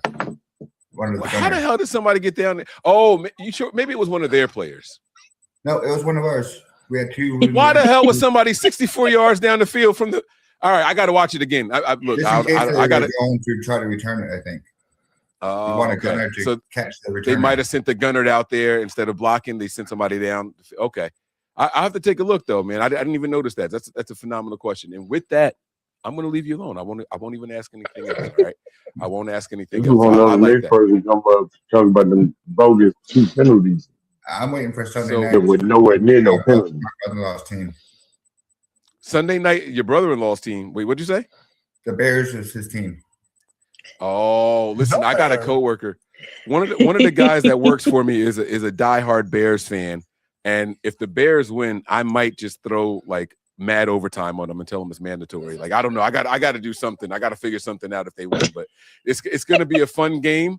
And this is going to be a tough one because of, well, I don't want to give too far ahead, but their defensive coordinator is somebody that Kyle Shanahan struggles against. So he this is the year of getting the monkey off the back, right? Like Brock Purdy can't play good on Monday Night Football. What did he just do? He played really good, right? Brian Flores, right? I mean, they said Jim Schwartz was somebody that gives Kyle Shanahan fits. What did he do? He went out there and he took care of business. Right? That's right. So now bring on Brian Flores. We not scared of those punk ass bit. Don't get me started. Brian Flores is on the Vikings, Mike. Oh, he's on the damn Vikings. You're right. Damn it. It's one of those teams. They just shuffle them around. We never had a punt in 21 possessions. Look at that, man. No, 21 straight possessions the Niners have not punted on, longest in 40 years, bro. The Niners are out there doing some phenomenal shit right now, man. Anybody who thought that we should have kept Mac Jones over Brock Purdy is crazy. Y'all, I'm here to tell y'all, I'm crazy. I'm crazy. It's all right. I'm crazy. I was wrong. I don't care. I was wrong. Mike, you're just from Jersey. You was so wrong. It's right, Mike. You was from Jersey. You was wrong. Man. Brock. Yeah. Brock was the MVP from the moment he stepped on the field. Darren, man, listen, I appreciate you, big dog. Thank you so much for joining in here, man. I appreciate you, man. I'm going to go ahead and move on to the next one. Melissa, I hope you're ready. I know she's ready. I don't even know why I even said that. Like, I know she's ready. Look, she been holding it back, playing with a puppy the whole show. She can't wait to say something. Come on, Melissa. Actually, it's more his fault because he has a birthday next week, and it's miraculously going to be another birthday. He's going to be 15 years old next week. I said puppy. I misspoke. Crazy. Dog years. Yeah. That dog is up there. So God bless, man. 15 years old. Whew. Plus, I told you, Mike, he's gotten over his age where he wanted to attack the TV wherever he saw your face. Now you calm him down. So he had to be on the screen. I don't know. I think age calmed them down. It took a while. You got to give me your dog of the day, Melissa. Let's go. Let's get to it. Oh, wait. Or do y'all want me to play this Trent? Nah, I'll play the Trent Williams thing afterwards. I got it, though. He did say that, so I got it. Yeah. Thank you. So my dog of the week has to be Jawan Jennings. Because I knew she was going there. She's gonna go I with knew DJ. she was going there. I can't pass it off, man. Okay, he had a huge day. Y'all kept telling me that he doesn't need to be here. They don't need to resign him. They shouldn't have resigned him now. They shouldn't have brought him back after all the contract dispute crap. Right. Cool. And what? This is his 7th touchdown now. This is like his 3rd in 2 games, and like y'all keep telling me that he's a bum and that he's not needed, but man moves the ball. So whether you like it or not, the man moves the ball. Preach it, sister. And on my ammo. And you know, you want to bring up the non-catch, but guess what? He wasn't the one that was like KB with the fingers on the ball and then led to a turnover. So y'all want KB, talk your shit, but I don't. That was a high throw by. I'm ready for that because they gonna nitpick the shit out of every little error Brock Purdy had. They gonna nitpick it. That interception, that's what they want. that throw across the body, that still was a touchdown.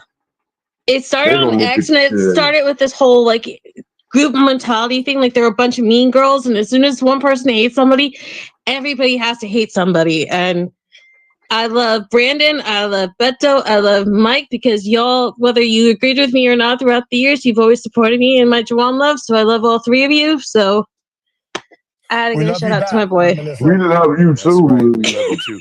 Juwan Jennings, by the way, had 6 targets in the day. He hauled in 5 of them for 71 yards and a touchdown. I mean, my man. Yes, they can see you. They call Juwan Jennings like a number 1 wide receiver. Is he the number 1 wide receiver? Yes, sir. Not on for us. Hell no. Wow. And not in the league, no. Do we have a number 1 wide receiver playing right now? Yeah, he's going 100 miles an hour past the stadium, but he's not playing right now. Oh shit. Okay.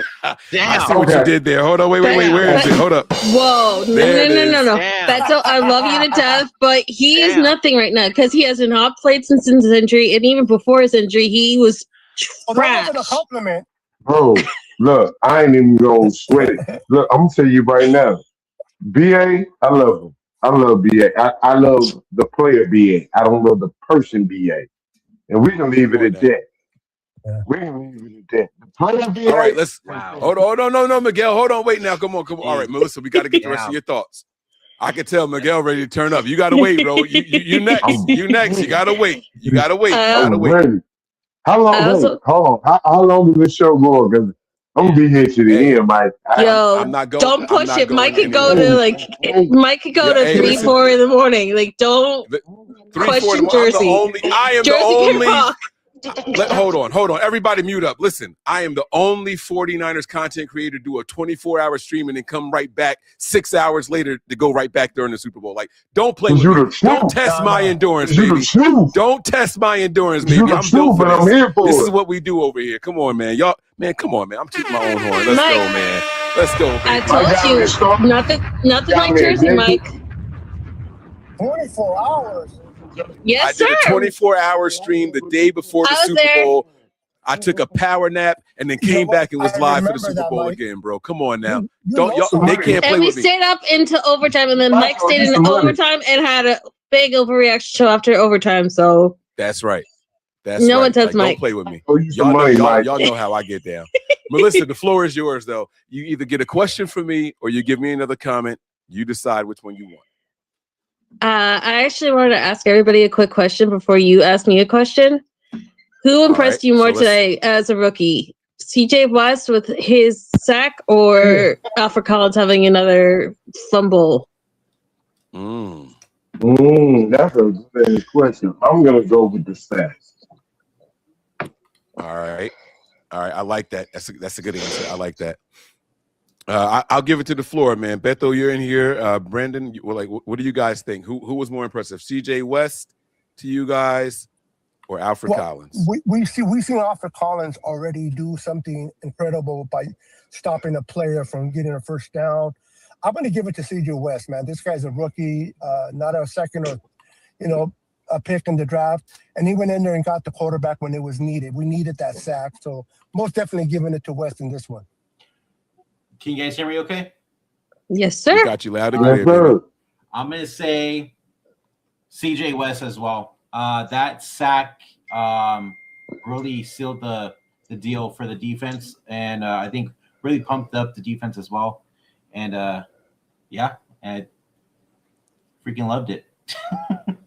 Freaking loved it. Y'all tripping, man. Hold up. Nah, y'all tripping. Hold up. Time out. No way. Bro, yes, CJ West had his first sack. Cool, right? Great. Here we go. Round of applause. Gotta give it to him. Round of applause. Cool. But Alfred Collins had a sack fumble. What are y'all talking about? Are you fucking kidding me? All right, what are y'all talking about? It was a sack fumble, bro. Mike. Didn't they stop playing with that boy? Didn't they come after the first sack? Didn't they come after that the was first a sack fumble, man. First sack. I'm not trying to hear that, bro. Mike, like the Niners had 2 sacks on the day, both of them by the rookies, West and Collins. They had 2 sacks on the day, both West and Collins, but one we got the ball back from. Mike, we got the ball back. Let's put him out of scoring position. Bro, can you hear me? Is my microphone on? I can hear. Yes, it's on. Y'all can hear me? We got the ball back and scored off of the sack fumble by Collins. What are y'all talking about? No, he didn't. I can hear you, right? Collins had the sack fumble. Yes, we did. What are you talking? The strip sack. Didn't the Colts recover it? Yeah, they recover it. Oh, shit. They did. Damn, they did. Shots got me again. That's why we're going with CJ West, bro. Oh man, I fucked that one up, man. Oh man, that's on me. Womp time. Here it is. That's on me. Damn, it was a strip sack, but they recovered it. You're right. They absolutely did. It was a good strip sack. It cost them a lot of yards, and they couldn't recover. So it helped. That's what I love about our defense. They step up in key moments. They have key plays. They're not the best defense, but they are the biggest dog and the biggest fight in the game. Every time they pull it out. When we need them, they pull it out. Yes. Yeah. That's true. All right, I got a little bit of leather sneaker in my mouth right now. I got my foot in my mouth here. You know what? It's cool. I'm stubborn though. I'm gonna still say it was Collins. So I had. Hey, we recovered it. Mike, never change. Never ever change. Both of them were pivotal. They were both. Yeah, they were both good, and I'm happy for both of the rookies. So Melissa, here's my question to you though, Melissa. So this is what I got for you. It's been a long, grueling season. Mm-hmm. We've seen ups and downs on all 3 phases of the game. The special teams unit was in flux early on. They seem to have come alive now. The offense was kind of struggling. They seem to have come alive now. The defense is up and down, but we finally are stopping the run. Who thought that, right? Like we got a lot of reinforcements back. Which unit do you think has improved the most, not since last year, but in this season? Which unit do you think has improved the most and why? Easy. That's a good ass question. Okay, the easy answer is to say special teams, because we used to always flinch when it came to special teams. Like we used to watch these games. Remember at the Cardinals Stadium, like on your live stream, and we would actually celebrate if someone didn't drop a fair catch because it was like that bad. And that was a bad 2020, and it's only gotten worse over the years. But you know what? I'm gonna get a lot of flack for this, but I'm gonna say the defense actually impressed me the most because they're finally getting healthy. I did. So they're finally getting healthier. They're getting experience with these young players. And Mike, like, there was a flip tonight. Like, I know it wasn't like uberly impressive, but having Yetur Gross-Matos back, having Sam O out there, having Bryce Huff and Tatum Bethune together again, they were rushing and they were speeding up Phillip Rivers. Like his timing was off on those catches and throws because he had Huff and Bethune all over his ass, and they're not hitting him. But you know what? It's better actually at this point, if you think about it, that they didn't hit him, because Phillip Rivers is such a polarizing, beloved character right now. Like, could you imagine what would have happened if the Niners like broke Phillip Rivers in half? Like, we would have been like absolutely like demolished for the rest of the game. Like, let's just be happy that they not only had a touchdown tonight, but they're fucking finally being a unit together. Like, they're finally having each other's backs, whether it's the DBs, the linebackers, the D line. And I wasn't really happy with the Eric Hendricks being there and like everybody else kind of being sat, but they didn't let nothing phase them. Like, as soon as the linebacker went down, it would have destroyed them early in the season. And now it's just like, okay, whatever. We still got to do our jobs. Like, I love that this defense has been through so much. They're not shaken anymore by anything. They're just out there. They're doing their jobs. And God bless them, because we finally have 3 phases of football. I like that. Yeah, I like that answer. I like that a lot. I'm giving you a round of applause, Melissa. That was a phenomenal answer. You were tempted. You were Eve. You were Eve in the garden. You were tempted to take the low-hanging fruit. But she came to her senses. I so kind of wanted to, because, you know, that one play with Jake Tonjes and Jair Brown with the turnovers, like, I love both of those players, but I was like, I have to give it to the defense. I don't feel like anyone really loves them right now. Like, they feel like it's a liability. Like, we're a bunch of Ryan Clarks just being like, oh, well, there's no goalie numbers, so they're really trash and they're not really a defense. Robert Saleh's second half, when the first half is over, they go to the locker room. And you know what Robert Saleh says to these guys? Guys, that was the best shot they got. Can we go out there and make them worse in the second half? And he does it. And he does it every single game. I'm telling you guys something, right? The first half, they went out there and they were putting up points, man. They had 17 points in the first half. I'm like, oh my God, like we're in for this. We were only up by a touchdown. Second half, guys, they had a late touchdown in the fourth quarter and a field goal in the third quarter. That was it. 10 points. That's it. Now, you look at the score 27 and say, damn, man, it must have been a rough game for the Niners. And it was ugly in the beginning. I'm not going to lie to you guys. I'm not beating around the bush. But it didn't feel like that in the second half. It felt like we were walking away with the game.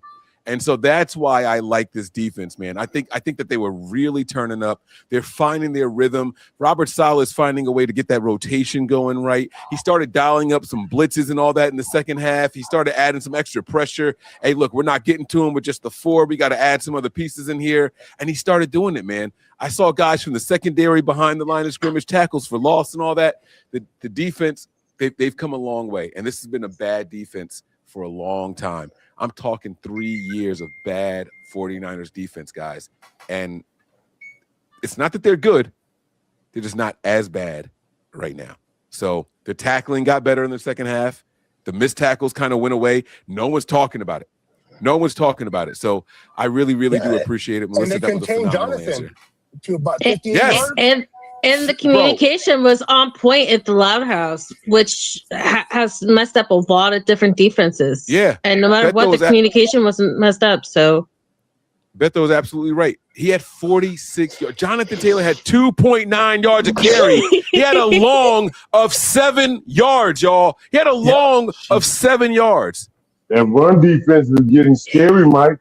Bro, Brock Purdy had a longer run tonight than Jonathan fucking Taylor. Do y'all hear what I'm saying to y'all? Do y'all hear what I'm saying to y'all, bro?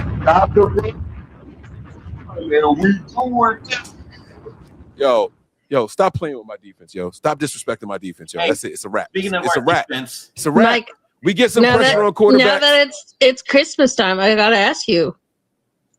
Have you changed your position on Chris Forster versus Chris Carrick, and who's the better line coach? Hell no. Chris Forster is. Are you kidding me? Okay. See, now you're playing games. Now you want me to be crazy. You're trying to get me to ring. I know what you're doing. You're trying to bait me. Chris Forster is head and shoulders a better position coach than Chris Kocurek.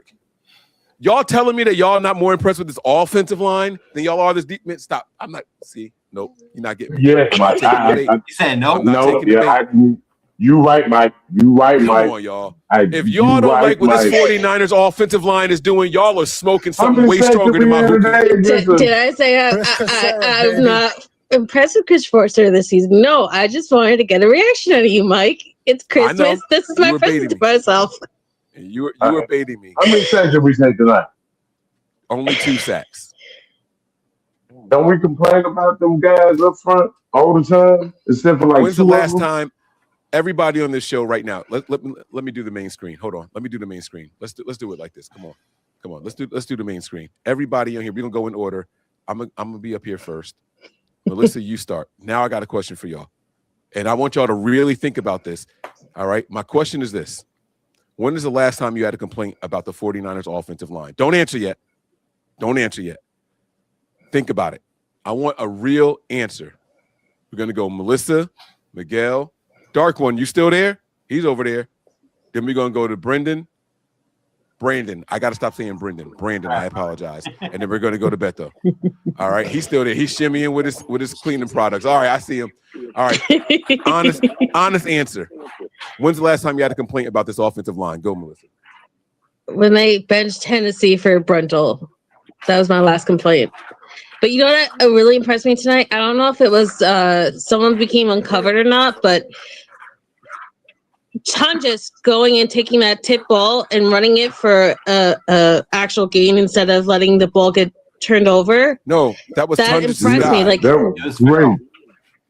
That was impressed me. his guy. Like in years back, I feel like that would have broken them. Yeah, but yeah, and it was a positive game. Brendel coming back in was my last complaint, but I feel like he also got finally challenged. Like he's not going to just coast anymore. What game was that in? So I think it was like 3 games back. Brendel came back. So she's got 3 weeks ago. Miguel, what about you? Last time you had a real complaint about this offensive line? Real complaint about this offensive line. Real complaint. Mm-hmm. And you 42 shots in. I bet you can't think of shit. I bet you can't think of a motherfucking thing right now. Last season. Come on now. He said last season. Dark One. Last season. Where you at? Come on off of mute, bro. Yeah, we hear you. We hear you. When's the last time you had a complaint about the offensive line? The complaint was on week 2 or 3 when everybody was bitching about Trent Williams might be washed. There you go. There it is. Huh? Here we are in week 16. That man said week 2 or 3. I'm still thinking about playing more years. He didn't say, I don't know. I'm gonna play the video. I got it. Don't worry. Save it. I got you. Brandon. Can you hear me? Come on, Brandon. Can you hear me? Last time you had a complaint about this offense, we loud and clear. Last time you had a complaint about this offensive line. I'm gonna have to agree with Dark One. Beginning of the season, really. Mm-hmm. Yeah. Beto, are you drinking a milkshake, bro? What flavor though? What celebrates as a what flavor? What flavor? That's the real question. We can celebrate how we want to. Fuck that, yeah. The last time I did a shout out was in prison, so no shots for me. But, all good. I'm a big advocate for the offensive line. Anybody who's ever heard me speak, which is nobody, but hey, I take offense to that. I'm sorry. But I'm a big offensive line, bro. I think the offensive line has always been criticized way too much. You know, are there holes? Are there players make mistakes? Yes.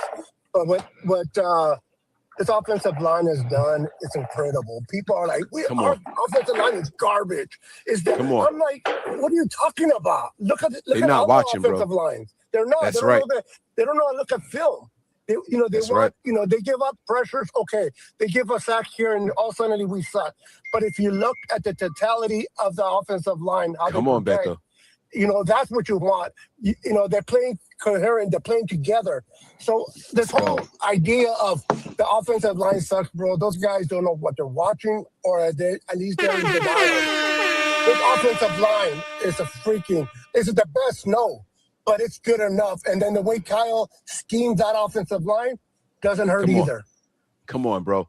He said it's the best. No. This is the top 10 offensive line. And if people disagree, they don't know what the fuck they talking about. Go ahead, Brandon. I'm sorry. No, it's okay. So I have to say, too, the 2 things that we've been hurting on for a long time, as the season went on this season, they've turned it around completely, and that's special teams and the offensive line. That's right. That's right. The more they play together, the better they get, guys. This is the safest investment I've ever seen in my entire life. Just keep throwing money into there. It's working. It's working, y'all. This shit is rising. There's nothing you can do about it. It's like gold in the stock market right now. It's just climbing, and we don't even understand why. We don't even understand why. It's just happening, right? Like this offensive line, man, it's just working better and better. The special teams unit, they're getting better and better. I mean, all right, let me stop. Let me get back to the regular schedule program. All right. But we like passionate, Mike. My bad. She gonna ask me if I think Chris Kocurek is better. Man, I almost booted you from the stream, Chris Kocurek, bum ass. If you don't stop playing, like Chris. You know that. Oh my God. Oh my if God. You Do I have better coach? Where will you be having sacks right now? Bro, exactly. Mike, you know me well enough that I just wanted a little itty bitty rant. Okay, but you got me sweating over here. You got me sweating over here. But you knew I wasn't being like serious or being nasty though. And the 49ers don't even invest in the offensive line like that. They don't even put half of the fucking resources that they put into the defensive line. And you're going to ask me if Kocurek is man.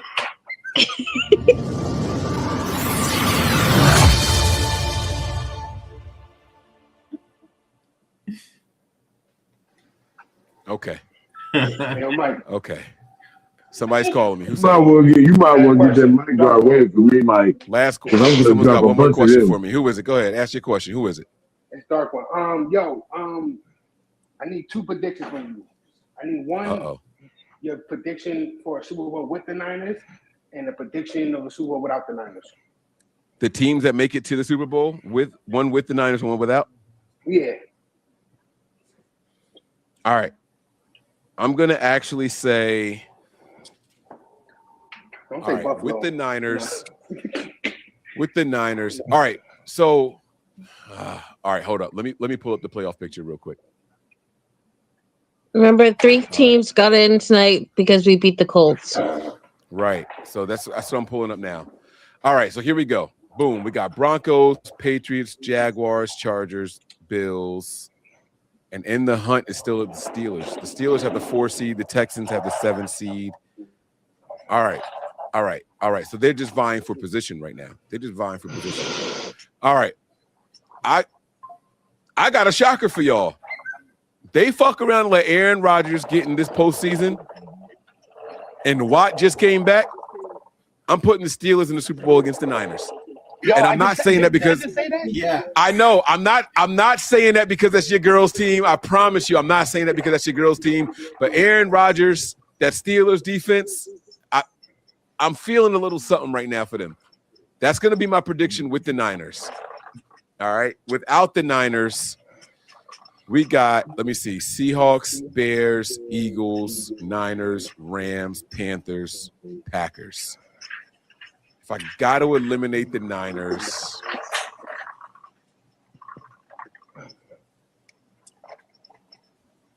it's going to pain me to say it because it's in our house, but I got to go with the Rams. I'm going to do Rams, and I'm not going to say the Steelers. I'm going to say Bills. I'm going to say Rams, Bills. A white and blue party. A white and blue party in our house. If Josh Allen doesn't get in without a Lamar Jackson, without a Patrick Mahomes, without a Joe Burrow, that guy's never going to the Super Bowl. Yeah, he could just hang it up and retire then. If that's what I'm gonna tell you the Super Bowl that everybody's sleeping. Everybody don't see coming. It's gonna be between Panthers and Texans. Nobody see that coming because neither one of those teams can score consistently. Right. Now I will say this though, that Texans defense. If you look at all those teams in the playoffs right now, but not the Panthers. They got the best defense. Wait, hold on. The best defense. Hold on. Do they though? Or are they suspect? Yes, they do. Because they had the sorry ass Raiders in that game on Sunday. No, I think no. They played down to the competition and almost beat them, but it's not because they're not good, bro. They just played down to the competition. They were playing with their food. That's all. But that defense is the highest pass rushing defense, right? Pressure. Yeah. The Texans have the best defense. The problem is that their offense is just super inconsistent. And so when your offense is going 3 and out over and over, we've seen it. As Niner fans, we've seen it. We've seen the Niners have the number 1 defense and the offense that can't score shit. And then it wears them down. So we've seen it. I think that's what happens. I actually kind of agree with Brandon. I feel like as soon as the Colts and Jaguars weren't ahead of them, the Texans have kind of like weaned off a bit, and they're not trying to fight so hard to prove themselves anymore because they're kind of in the playoff picture. Whereas earlier, they were like absolutely shitting people out because they're that desperate to get back into things. So one more question. I think it's a little bit more than just the Raiders. That's different with our team. Our team is gritty. We ain't pulling back. All gas, no brakes. You start tonight. Dark one, you said you had one more question? Seen what? Have we ever seen the first draft picks face each other in the Super Bowl? Two number one draft picks? Yeah. I drink too much to answer that question. I have no idea, bro. I can't. You got Stroud and Bryce Young, right? They was in the same draft, right after each other, right? Oh, you mean 2 first-round quarterbacks? Yeah.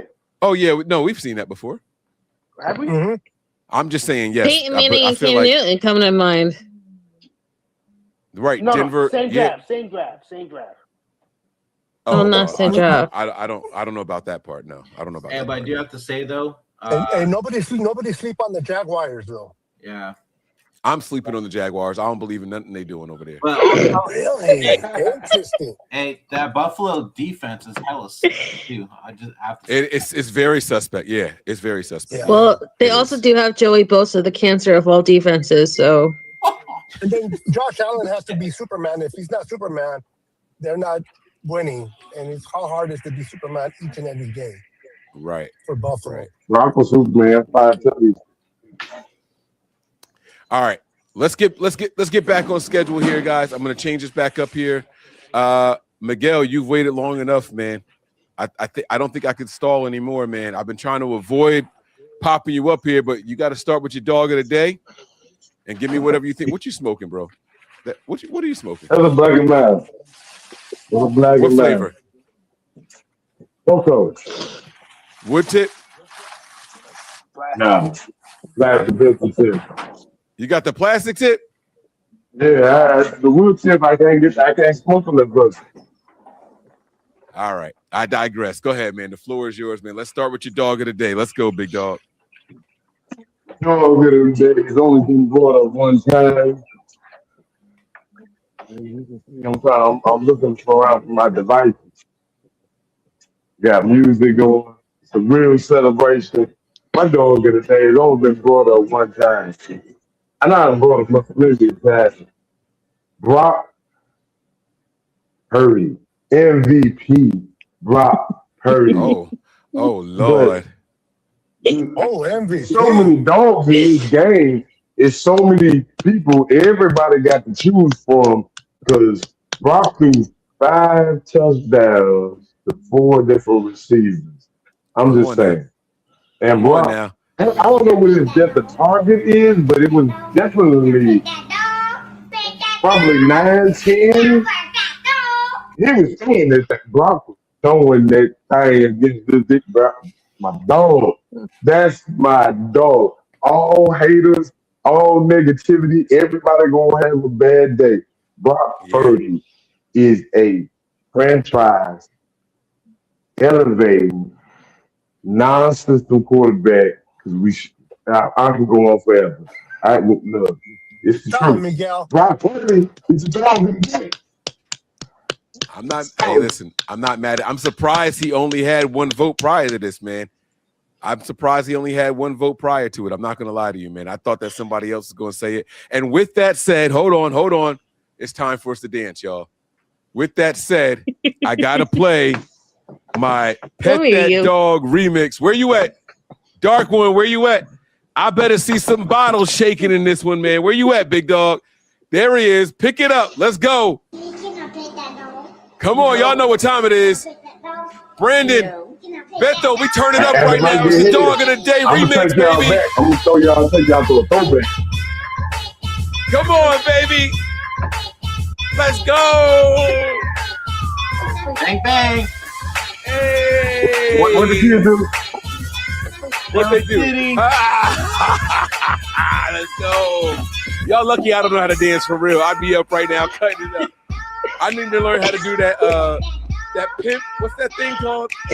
Pimp named Slickback. The Slickback walk. If I knew how to do that, oh boy, what? Only dance I can't do is the heel toe. It's the only dance I can't do. Well, we do the percolator. Do the percolator. Let's go. Let me see them legs. Let me see them knees. Come on. Let's go. Yeah. Hey, kicking over there. We ain't even done yet. Hold up.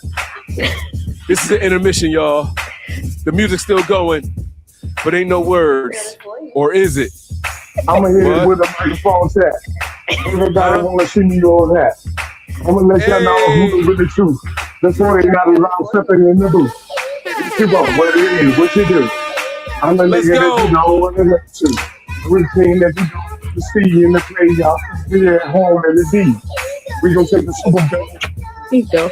6 times. I know 6 y'all rings, y'all think I'm crazy over here. 7, 8, and 9. You know one of the figures out 4 and 9. Yeah.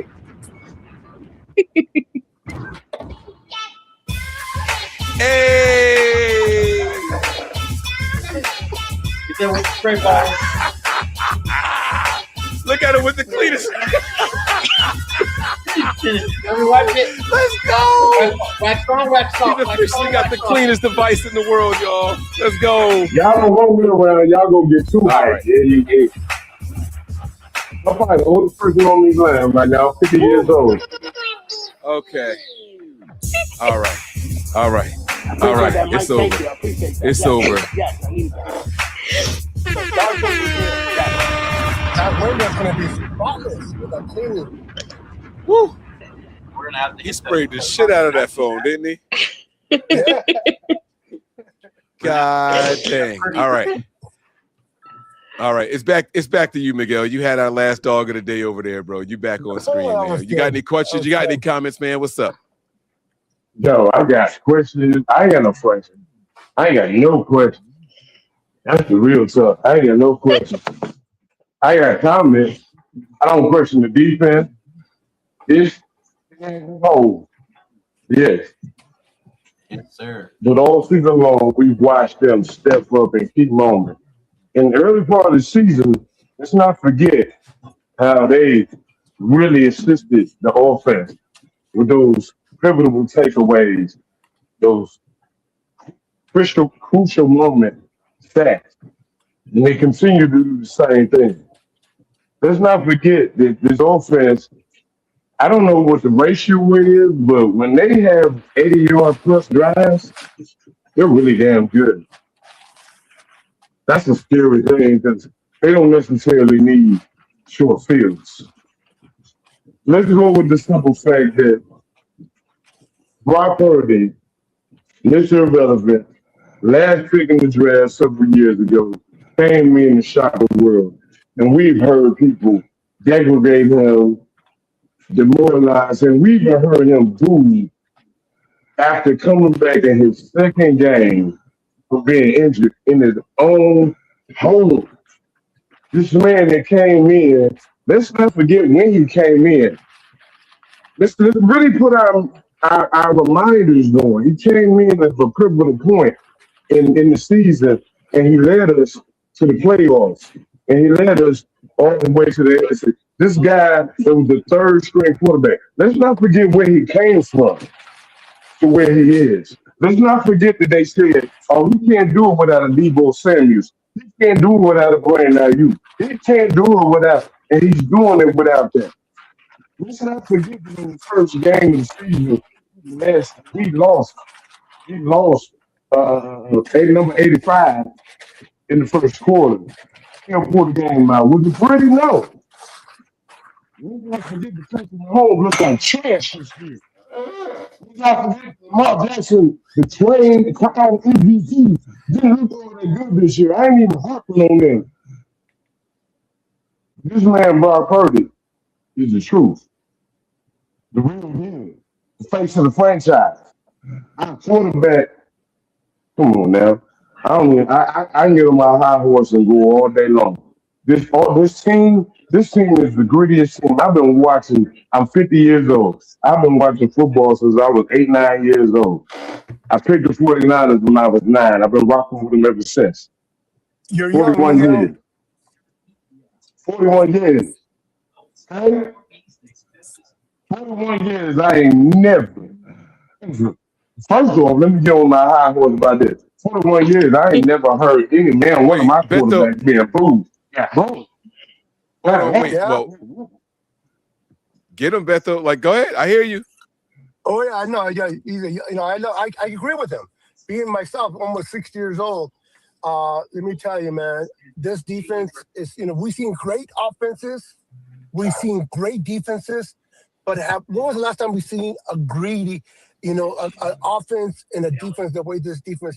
I mean, to me, I don't know about you guys, but to me, the best pickup in the offseason is Robert Saleh and what he's been able to do with this defense. Yes, sir. Tell him.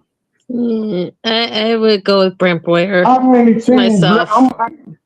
How many teams could lose 2 stars? 2. We saying what happened to Dallas when they lost 1. We saying what we already talking about what's going to happen to Green Bay because they lost 1. We lost 2 on this defense, and even our all-star projected first-round pick, we lost him too. How many more people we lost? How many other teams could do what we've done with what we've gone through? I look around the league, I don't see it nowhere. I don't care how much they talk about how hurt. We've been effort in pivotal moments and seeing this team do nothing but next player up mentality. It's the greatest team I've ever seen in all of my years of being a 49er fan. There's been some great teams. This is the grittiest team I've ever seen in my life. 41 years of watching this team. I still have to say 1984. Yeah, I was gonna say like I'm saying gritty. Okay, not the most phenomenal because we had great defenses, we had great offenses, but we had this amazing offense with this dude. Let's not forget who we got now. We got Brock Purdy. We don't have Joe Montana. We don't have Steve Young. We don't have these guys that fond of. We got this guy that everybody wants to hate, wants to tear down, wants to say, oh, they looked over him. Everybody did, all the way to the last pick of the draft. He can't be this good. And everything they put in front of him, he done. Oh, he ain't never been down by a big margin. 17 points in the playoffs. Bro, and it's not even everything they put in front of him. He pulled it off. These guys, these content creators, they don't want to be wrong when it comes to Brock Purdy. So it's not even whether they know Brock Purdy is a great quarterback, but they stick to their script because they don't want to be wrong in what they called when we first got them. That's why they all root for all these other. Those are Nick Wrights. Those are fanatics. Nick Wright is just Fox One trash. We live in a microwave society, so there's got to be this instant reaction, right? And there's no real relevance. Well, make sure you watch Nick Wright tomorrow. We put Nick Wright on guys. Nick Wright put guys that haven't even played in the NFL on Mahomes Mountain. Get out of here. Yeah, there's no way Nick Martin can have anything to say negative about Brock Purdy after today. There's no way. Not about this game. Watch what they do, Mike. This is what irritates me. Watch what they do. He's talking about Nick Wright from that stupid First Things First. Yeah. Watch Nick Wright. Watch Nick Wright. Nick picked that one interception that he's had in one game in the last 3 games when he stole multiple picks. Watch him nitpick that one interception. Watch him nitpick the throw across the body to George Kittle for a touchdown. It was a dangerous throw, true enough. Watch him nitpick that. Watch him turn that into that was a bad decision. That was a almost pickable play. They will tear his ass apart if he tries to harp on that one that came off of Bourne's fingertips. They will tear him up on that shit. Oh yeah, for sure. They will tear him up on that. Everybody on the car, when you watch it, watch what I say. Watch how they crucify him. No way. For any little thing they can find. There will be no negative Brock Purdy talk publicly tomorrow. I promise you. I promise you, Mike, it absolutely will.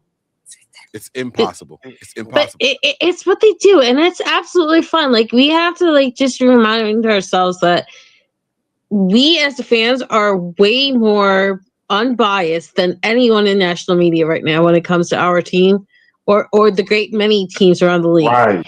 Like, Rich Eisen, who has been a stalwart supporter of the Niners, turned on the Niners this year and gave up on them the second that Nick Bosa went down, and has done nothing but trash them every week that the wheels are going to fall off. But the Green Bay Packers are finally catching up on us on injuries. He was rooting on Jake Browning, and anybody and everything that he can root for, he supports, whether it's injury or not. And it's just gotten to the point where you cannot listen to national media with a straight face. Like, the only reason you listen to national media is just to laugh, because it's just so stupid. Yeah. Their takes are beyond stupid. They actually think that Dan Orlovsky is a true national treasure that should be listened to when it comes to quarterback play.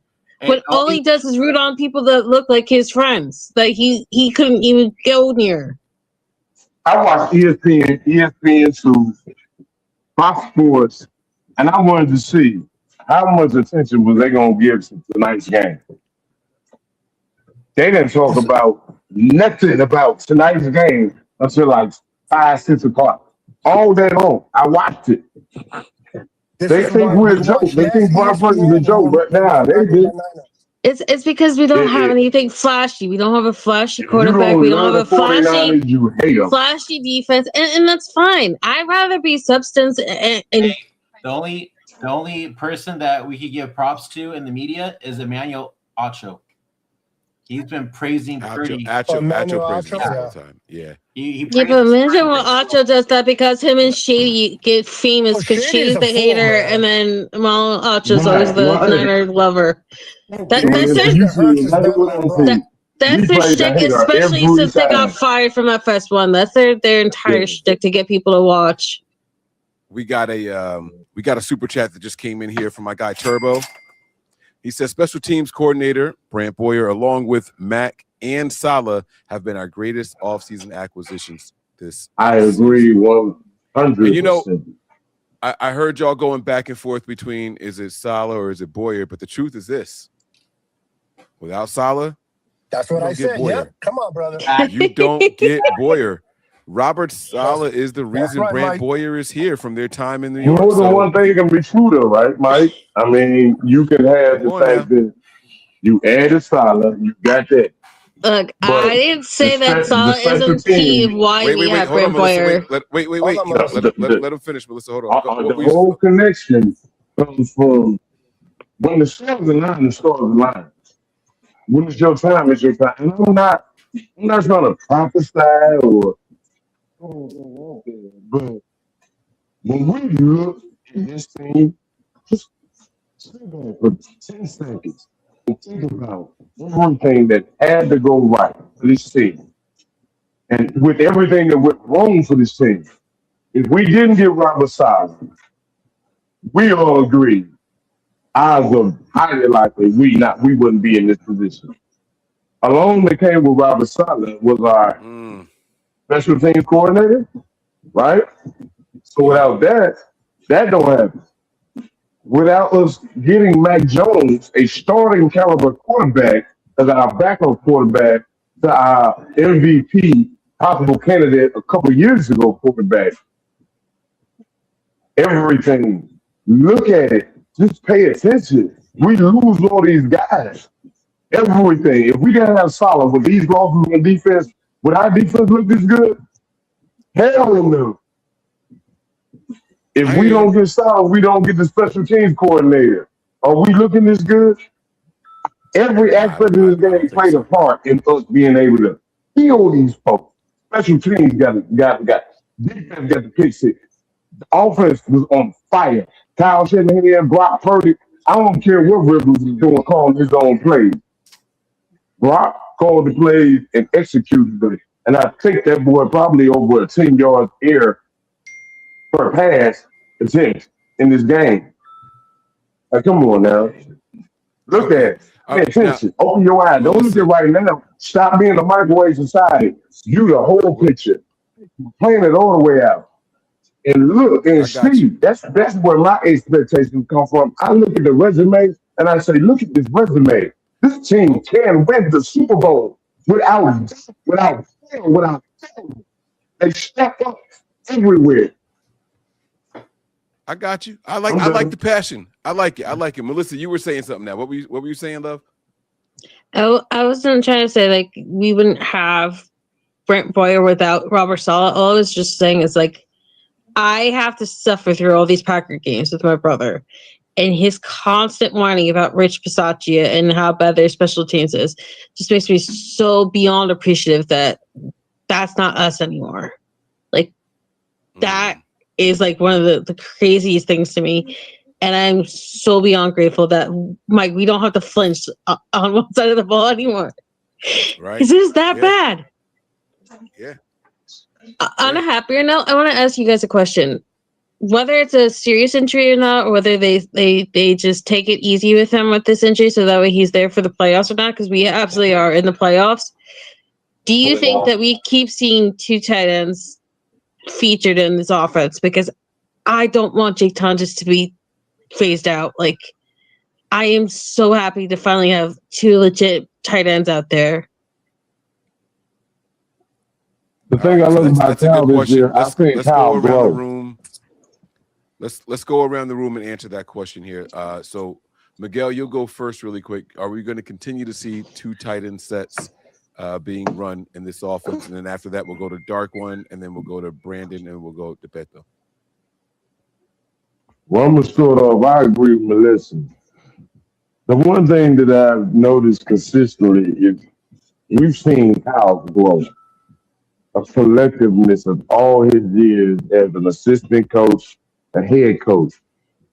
There's nobody on this live, nobody that watches football that would have thought Kyle Shanahan could have been able to get this out of this team. And we've seen that offense evolve. We've seen it not be the running offense that we're used to. We've seen Brock Purdy. We've seen Mac Jones. We've seen the evolution. We've seen it grow. We've seen it develop. We've seen other players step in. And for the most part, I don't know if anybody can disagree. We haven't really seen much drop off George Kittle when we got to Melissa's points. This whole season has been a season where, even though we might have been concerned in the moment, the production put us to rest. The development of this team. What are we, 11-4? Wait, but you're not answering. Wait. But you got. She's asking if we're going to continue to see two tight end sets. That's you think so? Well, he is answering part of it, Mike, because I asked. Part of my worry is that they might phase him out, and so he is answering that part. He's just not answering the whole thing. Because what I'm saying is, look, I don't know about you. I don't live in a microwave society. I don't think about just the freezing game, but I look at everything. I've watched Brock Purdy's development from when he came in the game, and everybody was talking about he's thinking dumb, and he developed into a passer that is one of the highest passer ratings for depth of target. He went from Dinkins up to a guy that leads in depth of target in the league. I watched this game and watched him throw passes that were 15, 20 yards with accuracy and anticipation. I don't watch football in a vacuum. I take it collectively, as we all do in true reality. The reason I stick with Mike is because of the collectiveness. From the time I started watching you to now, and you've been so consistent, Mike, what you bring us, your reality, your truth, your honesty. I love that. And that's why I'm on this live right now, because Mike has been true to Mike. Right, wrong, indifferent, or whatever.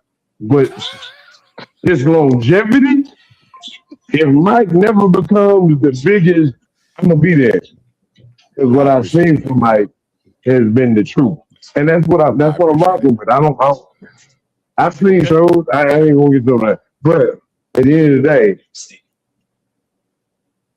I want somebody to take a review of this team since Rob Purdy is taking control and tell me they can honestly disagree that this is not the greatest overall team, not the most talented. I get you. I get the greatest overall team that you've ever seen as a collective. I got you. Dark One, where you at? Take yourself off of mute, big dog. 2 tight end sets. Are they here to stay? He's still dancing. Can I pet that dog? Pet that dog? Pet that dog? It should be here to stay because the reason why it's like, let's say our offensive line is not playing well. We need another extra somebody to help block for a play action or whatever. You can put Tungus in, or you could put Kittle in to help with the line, and then use Tungus as the pass catcher. Right. Yeah. So if I was them, I say do more of it. That way, where we can get more out of the offense. You know what I'm saying? Yeah, absolutely. I like that. Brandon, what do you think about it, man? Yeah, I think so. I think it's here to stay. I mean, it's working, so why change something that's working, you know? And then if Kittle is going to be out next week and possibly the final week of the season, why not just use that 2 tight end set with Tungus and Farrell? They're 2 pretty good players. You see, Tungus has been going off himself when he's in there, so why not? Mm-hmm. I'm all for it. Yeah, Beto, what are you thinking, man? I love it. I like that 12 personnel. You know, getting off that 22 personnel when we have 1 running back. I'd rather sometimes play with 12 personnel, 2 tight ends. But I think Kyle's going to call that based on the defense that we're playing. Whatever base defense that we're playing, I think Kyle's going to make that adjustment, whether he goes with a 12 or 22. And the defense will dictate, in my opinion. But I love that we have 2 tight ends, and I love that we have Tungus with Kittle. And whatever it takes to win, that's the number one thing. But the 2 tight end has been working, and I would like you to continue with that 12 personnel. Yeah, and I agree with what you just said there, right? It's going to be based off of what the defense is giving us, and Kyle's going to use that to his advantage, right? And I think that's what Miguel was alluding to as well, right? Like, he's going to make the proper adjustments, right? Everything is open now. The playbook is wide open, all right? We've seen Kyle go out there with 2 backs, one being Christian McCaffrey, one being Kyle Juszczyk, and then before the snap, he has Kyle Juszczyk line up in the tight end slot as an extension of the offensive line, right? Like, he's doing these things, and he's going from more of a when he first got here, he was hyper focused on positionless football. Yeah. Right. My running back can be a wide receiver also, right? But all of a sudden now, if you just go out there and get the guys in the right positions, Kyle, you don't have to sit there and use that one guy in 3 different roles and all that. And we're starting to see that evolution of the Kyle Shanahan offense. And that, again, that's what Miguel was kind of alluding to. We're seeing the evolution of how it's all playing out. And now he can trust these guys to actually be a tight end, right? We're not so much struggling and searching that way. So I do like that. Now, Mike, can I say something real quick? Because I have the Yeah, go ahead. Have we not noticed that the evolution of the offense, we haven't been using Christian McCaffrey as much in these last couple. His usage has gone down. Well, but his relevance is still high. I don't know about that. Last game, not this one that just passed, not this Colts game, but the one right before, I saw McCaffrey's usage go down. But I think that was more because of that back injury that kind of popped up out of nowhere. I think that was the only reason. McCaffrey's still getting just as many touches in every game this season, but he's doing it from a wide receiver position and maybe less carries by like 5 a game or so, but he's getting more receptions in the game. Like, so that's why I think that his usage has gone up. And if anybody disagrees, please, or even if you agree, feel free to chime in. But I haven't seen that. I see McCaffrey's usage. I think McCaffrey is the focal point of this offense still. Yeah, he's still leading the league in touches. Right. And I think the Niners. And I think tonight too kind of proved that he got used more in the run game than he did in the passing game. So because shit was working in the test day one. So what is it he got to get now? He already got one. How many yards do you need for the other one? He closed. So he accomplished the rushing first, right? Yep. I struggled with my weight my receiving. entire life. I've tried exercising, eating plant-based foods, but then the addiction side. So on the year, he's got 1,039 rushing yards. And as far as receiving, he's got somebody's commercial is really loud in the background. It's going to get my channel. Yep. I don't know who that is. You got to go on mute. That's mine. I don't know who. Yeah, I got you. I got you. Receiving yards this year, he's got 732. So he's got to get another 268. He's got to get another 268 right now. Let me hold now on, that he got the rushing 1,000 out of the way, they can focus more on the receiving end. Right. And I think he can get that. Let me make sure. He needs 131 over the next 2 games. I want to make sure that's updated as of tonight. Let me just double check really quick. 2025 rushing and receiving. No, you don't understand, Brandon. I'm really happy I get to see the both of you live on here and to be on with you guys. Yeah, this is a really nice Christmas present. You never pop on the line. Okay, yeah, I have a Kindle. I can't be in the active YouTube chats anymore, which is why I'm always on Mike's Twitch stream. So gotcha. If I'm on a live stream, it has to be on Twitch. I don't know if Forever Faithful has a Twitch account. I do. I will try to tune in more from it, but like I said, I am just so grateful to see the both of you and your pretty faces because it's good to see you too. It's been a while. Going too far with me. Hey, you are not allowed to insult my big brother. Hey, I'm just glad I got Beto back onto the show, man. Yeah, I'm busy. I'm a photographer, so I've been busy with photography, doing weddings and stuff. But I'm glad to be back on here and chopping it up. And then I heard I was going to come on with Zach and Mike. I'm like, yeah, I ain't missing this. So he's at 849 receiving yards. Cool. 849. Oh yeah, he can get it. It's even. So 100 and what you said 840. So 171, 151. Yep. 141. 141. Brandon, I gotta ask you. So we go way back, you and I. Do you think that it's going to be like 2019 and everything comes down just like that game? Niners, Seahawks, the division, the conference, everything. Possibly that was an entertaining game. Now, if we do win against the Bears, there's no way that the NFL is not going to flex the Seahawks versus Niners game into Sunday Night Football. I see that Seattle game on Sunday night. So there's 2 games that they want more. From what I'm listening to, they want either the Bucks and the Panthers to decide the South, or if the Ravens can somehow keep winning, whether it's against the Packers this week or just somehow keep it up in it. They also want the AFC North. So it really is like they either want like a division decider or they want somebody goes in and somebody goes home. This will be the division and number 1 seed. This is literally the division and the number 1 seed in the NFC. Like that would be insane to not flex that one. That's got to be the one. Right. Yeah. And the fact that there's 3, I'm not disagreeing with y'all, but I'm just saying Greeny and his little cohorts are all trying to make sure that the Niners get no more press than need be. I think the NFC West has made an argument that this division we got 3 already clinched. Yes, that's sir. the biggest draw of every division. They were in. Oh, I think us going for the number 1 seed and the story we have. I think that will be a bigger draw than any other. I want to play this Trent Williams clip. I've been dying to play this thing here. Let me just go ahead and say we don't own the rights to the video that's about to be played or anything like that. Blah blah blah blah blah.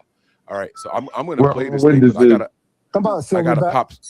I gotta pop a comment up here so that way they don't say we're stealing this shit. So let me just pick a random comment. You got all these witnesses, Mike, that said you didn't piracy this, you didn't steal it, you just replaying it. 4 more years.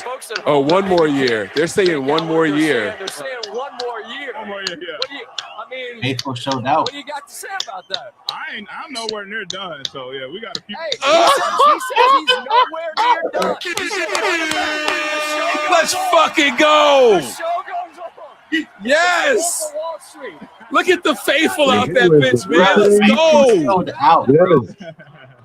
Shout out to I John just got Chapman. fucking chills. Post game, Mike, was beautiful. You should have won the post game.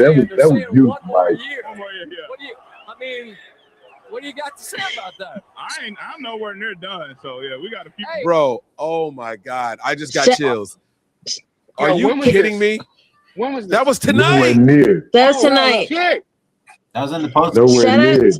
Shout out to the Niners Rush road trip crew and John Chapman and everybody else that showed up for that game.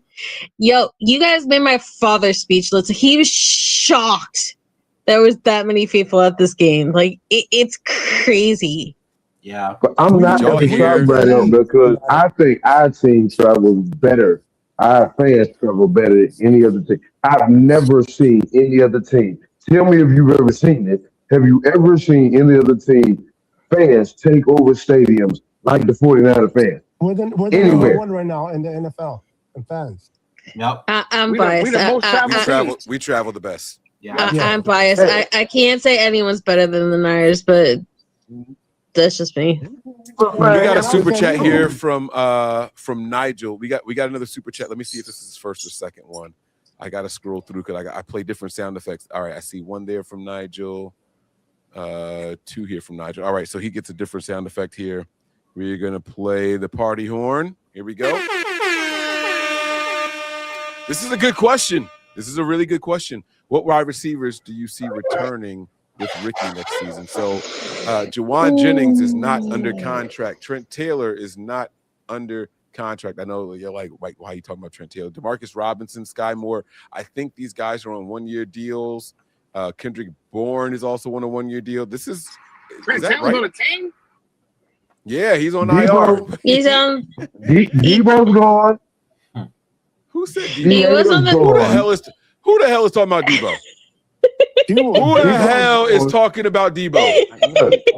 He gone.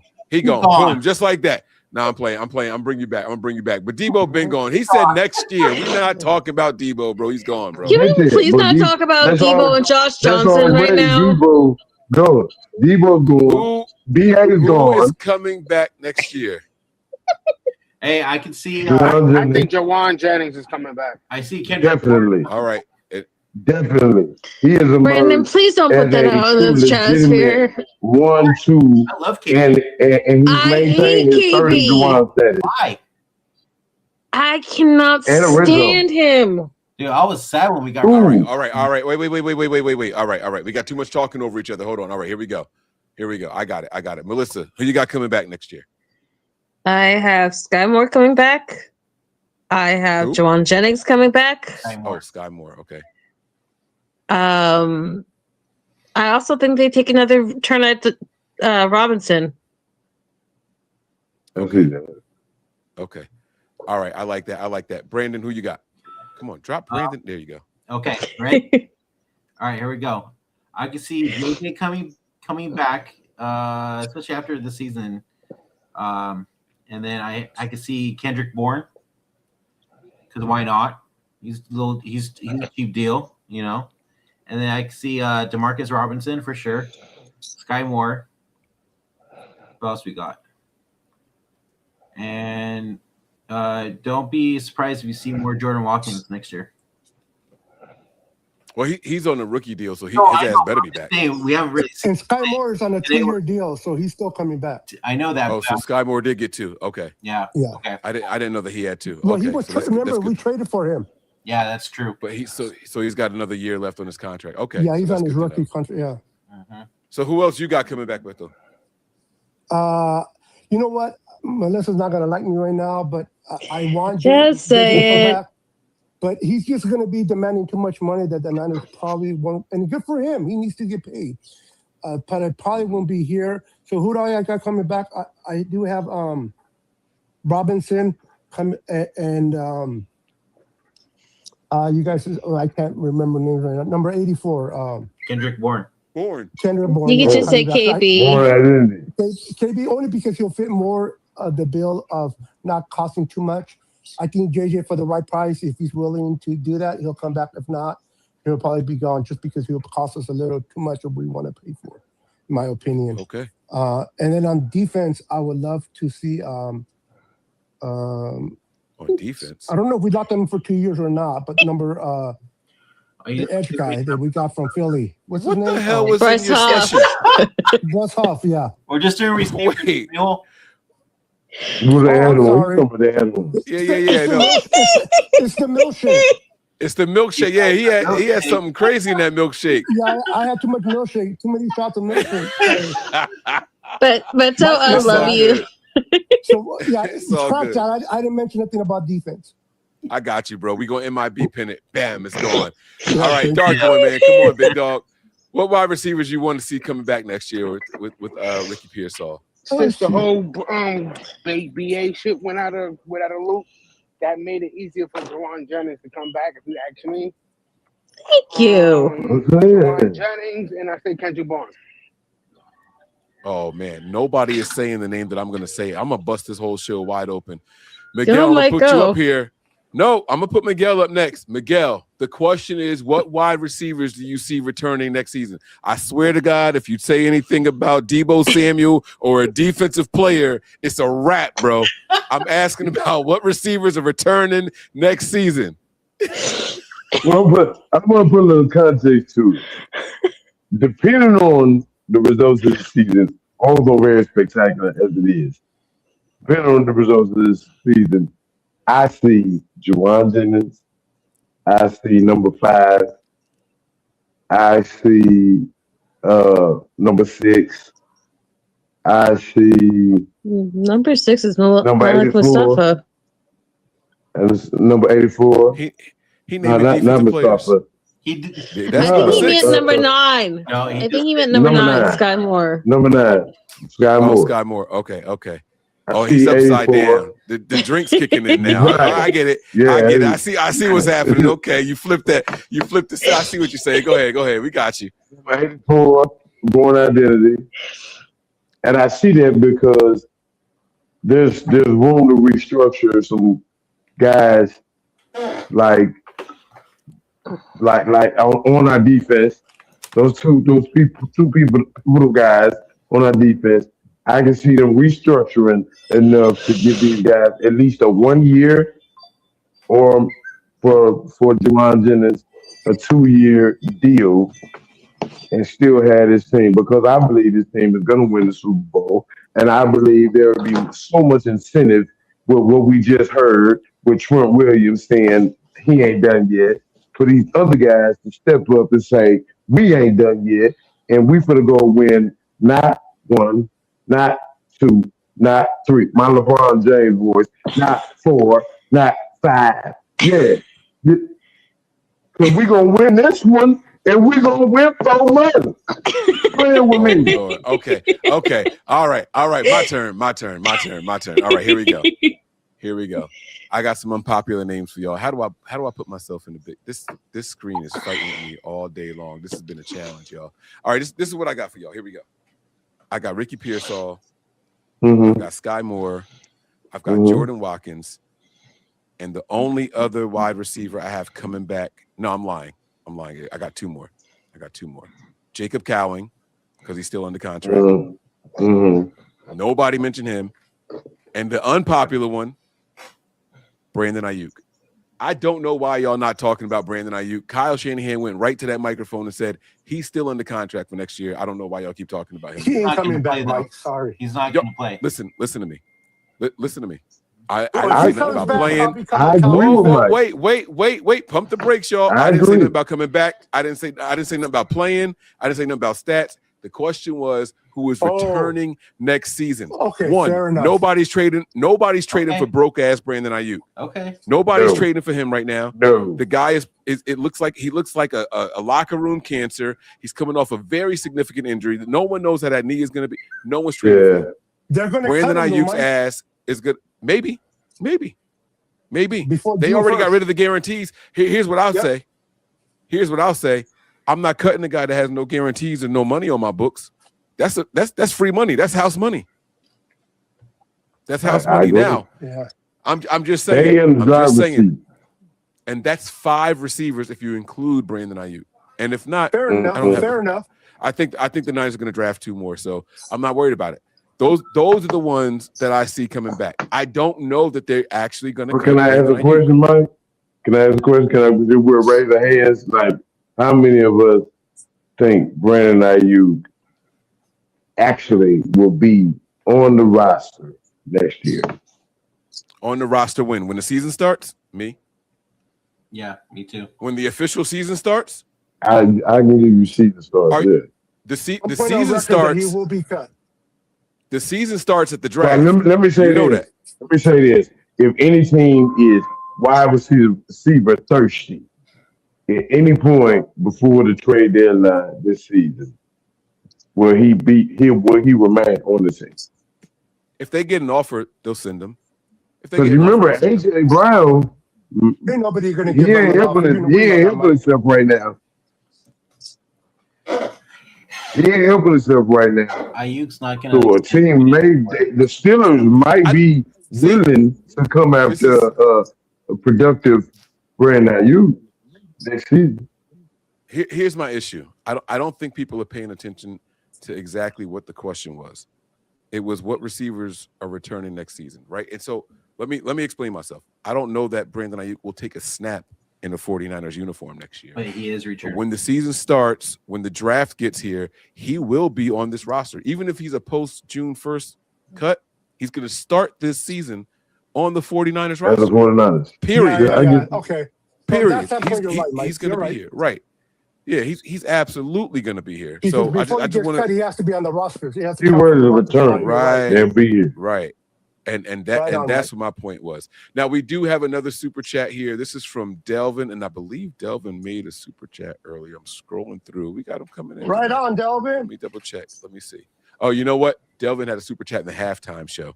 Melissa, this is for you. I ain't got nothing to do with this one here, so let me just go ahead and play the ching ching. It's the first one in this show. We all love Melissa. Yes, we do. Aww. Since day one. That's it. I like it. We all love Melissa. Melissa be holding it down and representing y'all. That's my Jersey girl right there. Y'all don't know, but that's my girl right there, man. Melissa be holding us down. Mike, and I would gladly do another 24-hour live with you again. Listen, if I do another 24-hour channel live, I have learned that actually I have to break it up into 2 shows. I have to do 2 12-hour shows. YouTube actually has so it doesn't get blocked. So yeah, Mike, 324 Mike, I ain't gonna tell you no lie. I ain't doing it. If I do it, it will not be the day before the draft, the Super Bowl. I don't know what I was thinking. That was the craziest, dumbest thing. I was gonna say, dude, if you right. Mike, you had to be exhausted. No. Mike, you've had some crazy ass ideas, and you and I fought over your crazy ass ideas. That was not one of them. The fact that you even thought that we were going to let you do 24 hours by yourself, now that is a crazy ass idea. Because there's no way we were going to be there with you. Mike's committed. I was ready to rock. I remember that was ready to rock. I stayed as long as I could. But I got too he drunk actually thought we were going to leave him alone to play like tic-tac-toe by himself on his stream. Like, he really thought nobody was going to be there with him. Because who's up at 5 a.m. to be on the show? But let me tell you, there was a consistent amount of viewers and participants, man. It was something special, man. I really Mike, wish YouTube didn't. Do you forget us when you couldn't sleep when me, you, Terradome, and a couple other people would stay up and do like late night shows? Yeah. To help with your insomnia. Like, people stay up. I remember them shows. The other night, I usually clocked out about 3 o'clock. I was sorry, I had to go. But listen, Listen, guys, all good things must come to an end. It is after 2 a.m. I got to take my daughters to school in less than 6 hours. So we got to wrap this one up today, man. Guys, I want to give you all a round of applause again, man. Y'all were absolutely fantastic. Shout out to the panel. All right. Melissa, Miguel, and Dark One. I'm going to drop you guys out. I want to end the show with the way that we started. So I'm going to let y'all get y'all final thoughts out. Then I want Brandon and Beto to promote their channels the right way, and then we're going to wrap this thing up. So I'm going to do solo screens here, guys. You guys got 1 minute each. All right. I'm going to pop you guys up here just from top to bottom. All right. You got 60 seconds, man. Give us your final thoughts for today's episode, man. This was a really, really fun one. You guys were absolutely fantastic. I hope everybody out there watching enjoyed. All right. Hold on. Let me do a little shameless plug here. Hold on. Let me pop my Patreon channel up there. Y'all make sure y'all go to the Patreon show. Shout out to everybody in the chat, everyone that rocked with us from start to finish. All right. And shout out to everybody who was already a Patreon member and the Super Chat contributors, man. Y'all were the bomb, baby. Y'all were the bomb. All right. So here we go. Miguel. I'm here. You on the clock, man. 60 seconds. Let's go. Make sure I put these red lights on so everybody can see. 49er dedication. I ain't even gonna be long. I already said what I had to say. If you go back and watch this show, I hope this show may be the most viral video in YouTube history because it's the realest, illest show that you'll ever see. This is real people talking real shit, doing real things with the realest team to ever get on the scene. Them bars right there. If y'all ever want some, I got them. Y'all heard me freestyle earlier. But I just want to say, forever faithful. Forever faithful. This team, I watched football for many years. Y'all have seen it, I've seen it, whatever. This is the best team I've ever seen in my life. I've never seen I've heard the phrase, it's not the size of the dog in the fight, it's the size of the fight in the dog. If this team this year, 2025, San Francisco 49ers, has not embodied that statement, it's not the size of the dog in the fight, it's the size of the fight in the dog. I love it. Absolutely. This team has not embodied that. I don't know what team ever has. I love it, man.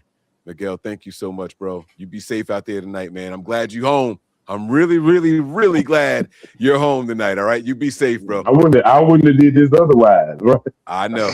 It's all love, man. Be safe, I know all right, what I'm bro. doing. For sure, love, all love, Peace. all love. Happy birthday! We have some birthdays out there. Don't forget to get them happy birthdays. We had some things go on. Tony, and happy holidays Tony, to you and your family. Happy holidays too, to everybody. Love y'all.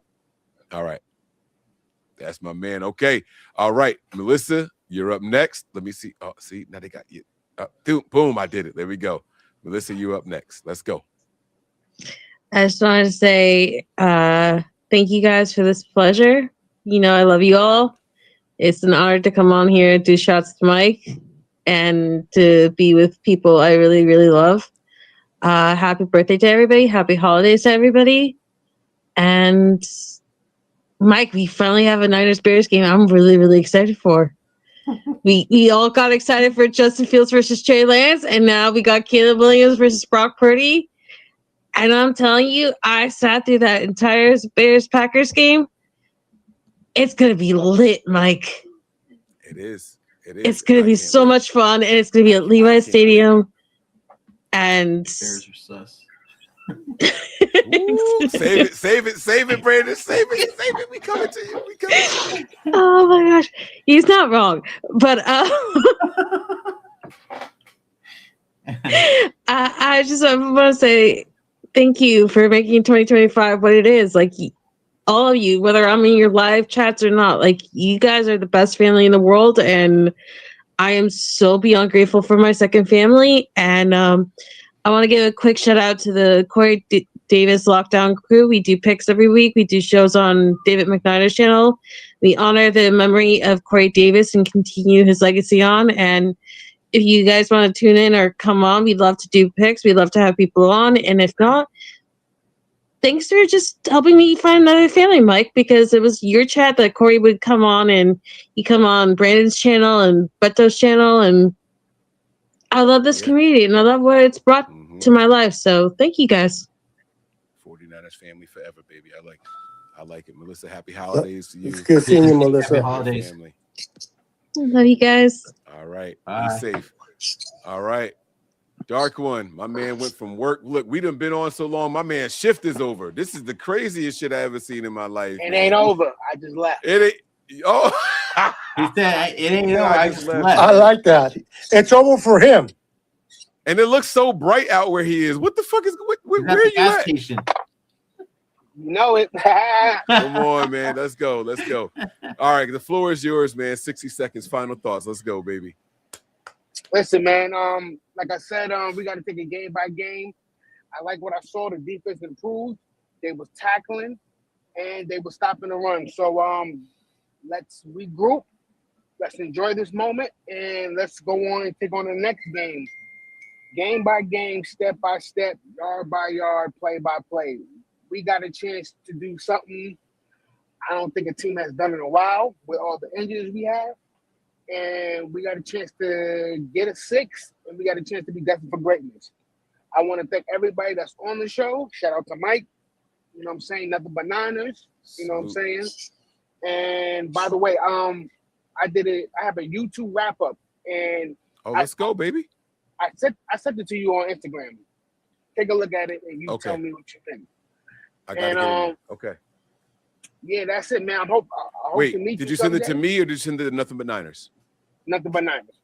Okay. All right. All right. I actually tagged you in it. I made a story and everything. Okay. I'll take a look. I appreciate And that, man. hope to meet you someday, and you know, get a drink. You know what I'm saying? Talk some Niners bullshit, and let's talk about life in general. Yeah. Absolutely. What state you in? I'm in Pittsburgh right now. Oh, you in PA? Yeah.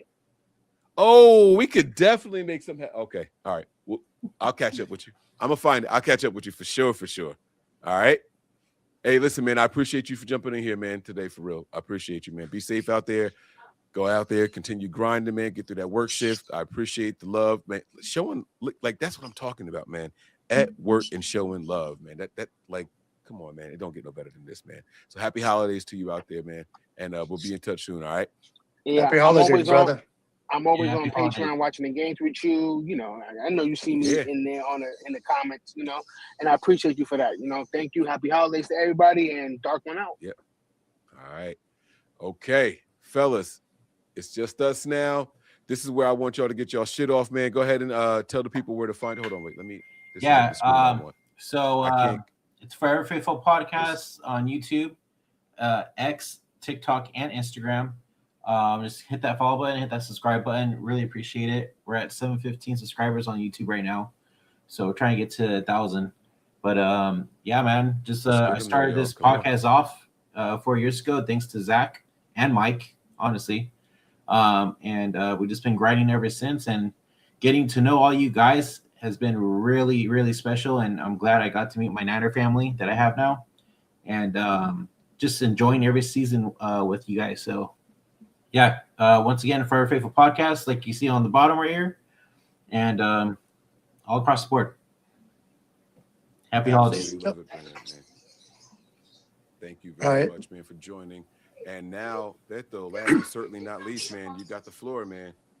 Appreciate it, Mike. Thank you for letting me show up tonight and join you. I had fun. I haven't done a lot in a minute. I've been really busy, but it was nice to hang out with you guys and talk 49er football. You guys can find me on YouTube at Let's Talk Niners. And on other platforms, it's a Niner Sickness. On all other platforms out there, Niner Sickness, and on YouTube, Let's Talk Niners. Go Niners Sickness and Let's Talk Niners. So y'all make sure I get on over there, show my guys some love and support, man. This is what it's all about right here, man. I absolutely appreciate everybody for chiming in, jumping in, man. This has been such a fun show.